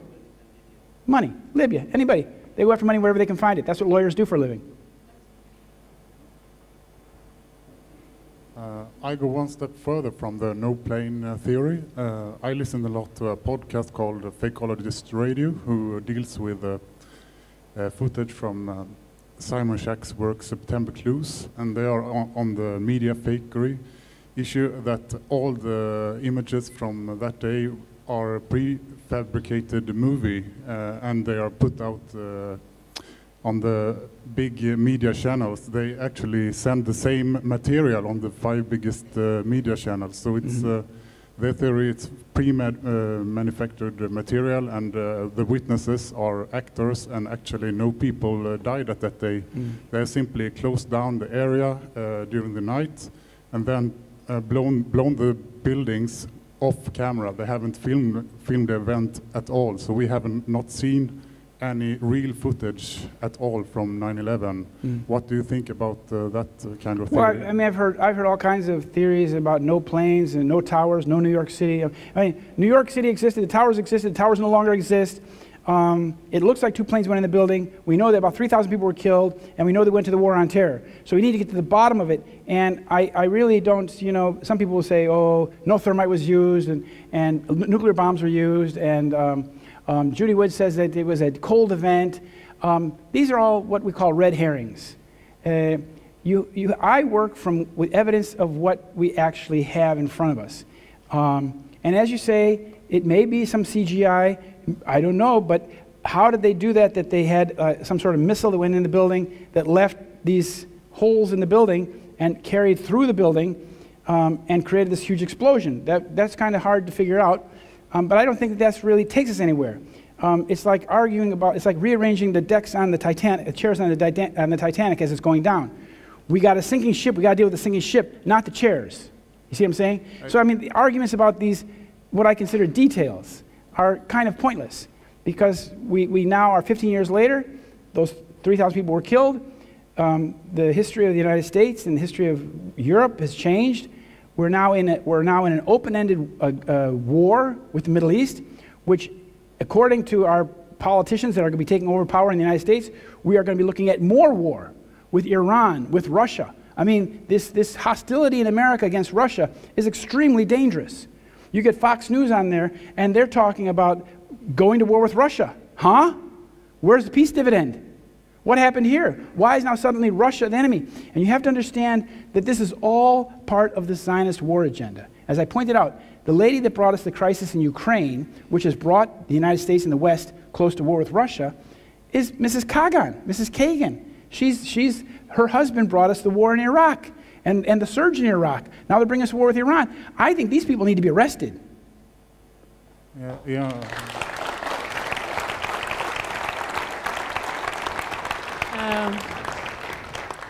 I just have a very simple question, as I like to be solution-oriented. And I think there was very little talk about some kind of solution. So I was thinking about banks. Can we do anything about moving our money? Because I realized that I cannot put my money in anywhere for my pension, because all of it is helping either the medicine factories or the weapon thing. Whatever I looked to put my pension money in, it was not possible to make it grow. Right. There were places, but I wouldn't get any money. Right. Now, isn't there a place where we could do a solution? Is to change the banks? Yeah. What we have to do is, we have to do that absolutely. We have to renege these private banks that have taken over control of our country. If I understand correctly, the National Bank of Denmark is in the same situation as the Federal Reserve. It's owned by a bunch of private banksters who use fractional banking and stuff to indebt us and enslave our nations. So clearly we have to turn that around. And every president that's tried to do so in the United States has been killed. But that's what has to be done. We have to free our nations of this debt slavery and install real national banks that issue credit to the people on behalf of the state. That's what we need. But how do we get there? To get there, it's going to require a large popular movement. It's going to require action.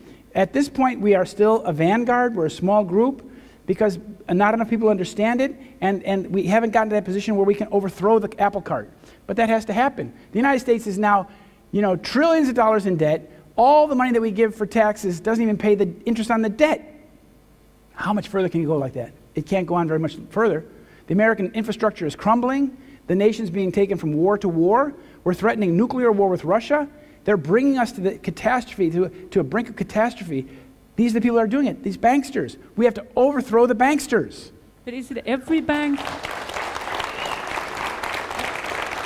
Is every bank is there any banks that one could think is not in conspiracy with everyone? Well, it's the system. The system is rigged against us. But I have a little bank in Washington. It's a family-owned bank, which works for me.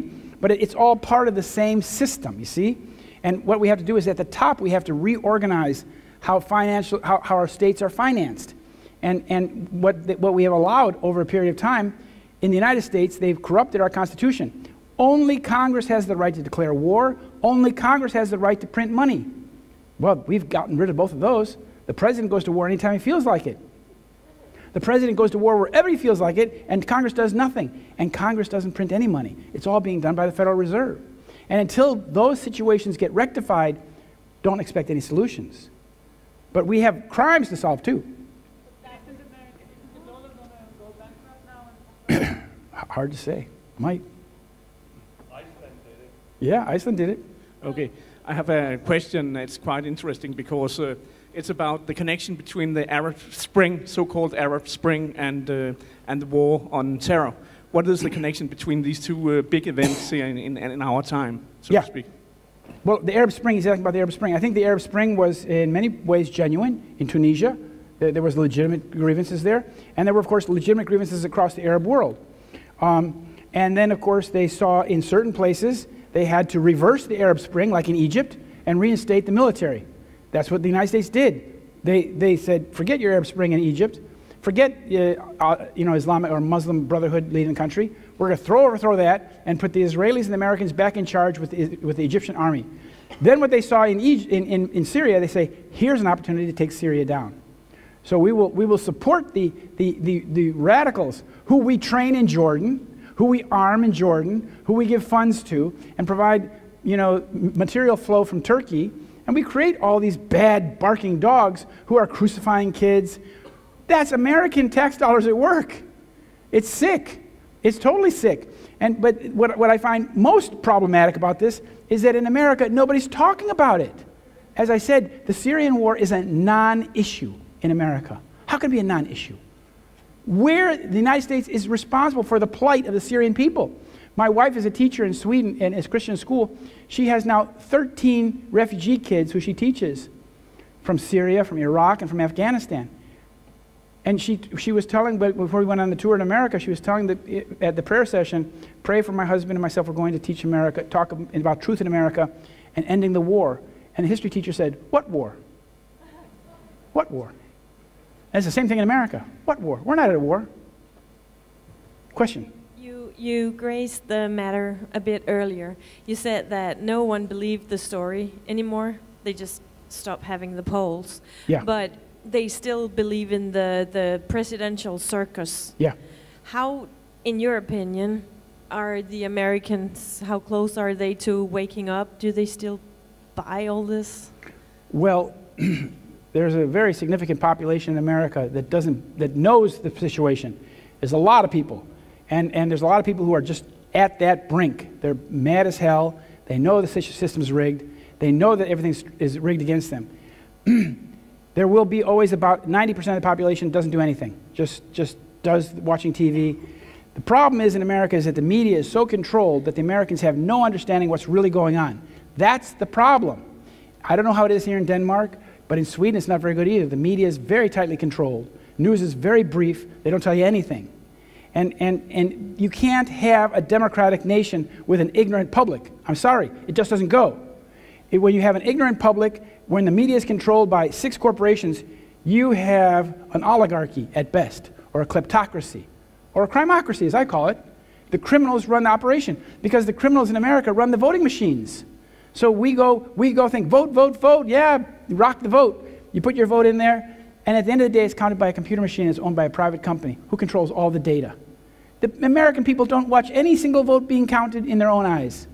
That's not a democratic election. And they say, oh, we'll go monitor elections in Serbia. We'll go monitor elections in Iran. We'll send Jimmy Carter there to watch how they do it. We need election monitors in the United States of America. That's where we need it. And it's so far gone. And I love my country, even though I've lived 7 years in exile. I love my country. But it's really sad to see it today. You know, and it's a circus. It's a circus, this whole Trump-Clinton thing. And Americans every 4 years wake up out of their slumber and say, yeah, go Trump, go Clinton. But it's like children. They're like children. They pin their hopes on one candidate, think that guy's going to take us out of the jungle. No, we have to get out of the jungle ourselves. And we can't do it unless we're informed. And that's the job we have to do. We have the information, we have to inform others, and others, and others, because it's going to be a revolution of awareness. And when enough of us understand what we've been duped by and lied, whether it's chemtrails or Fukushima or 9/11, when we understand that the whole thing is a big hoax and a big lie, and they enslave us with deception, then we have a fighting chance.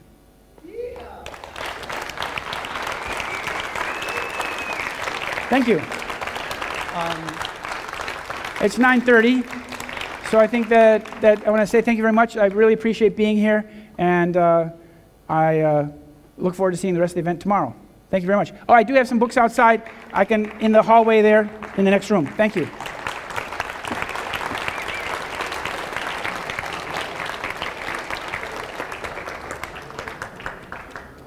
Thank you very much, Mr. Bollyn.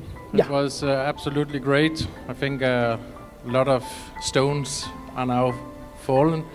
I will ask you to take up all your garbage so we have a clean, nice room tomorrow. Okay? Have a good trip home. Thank you.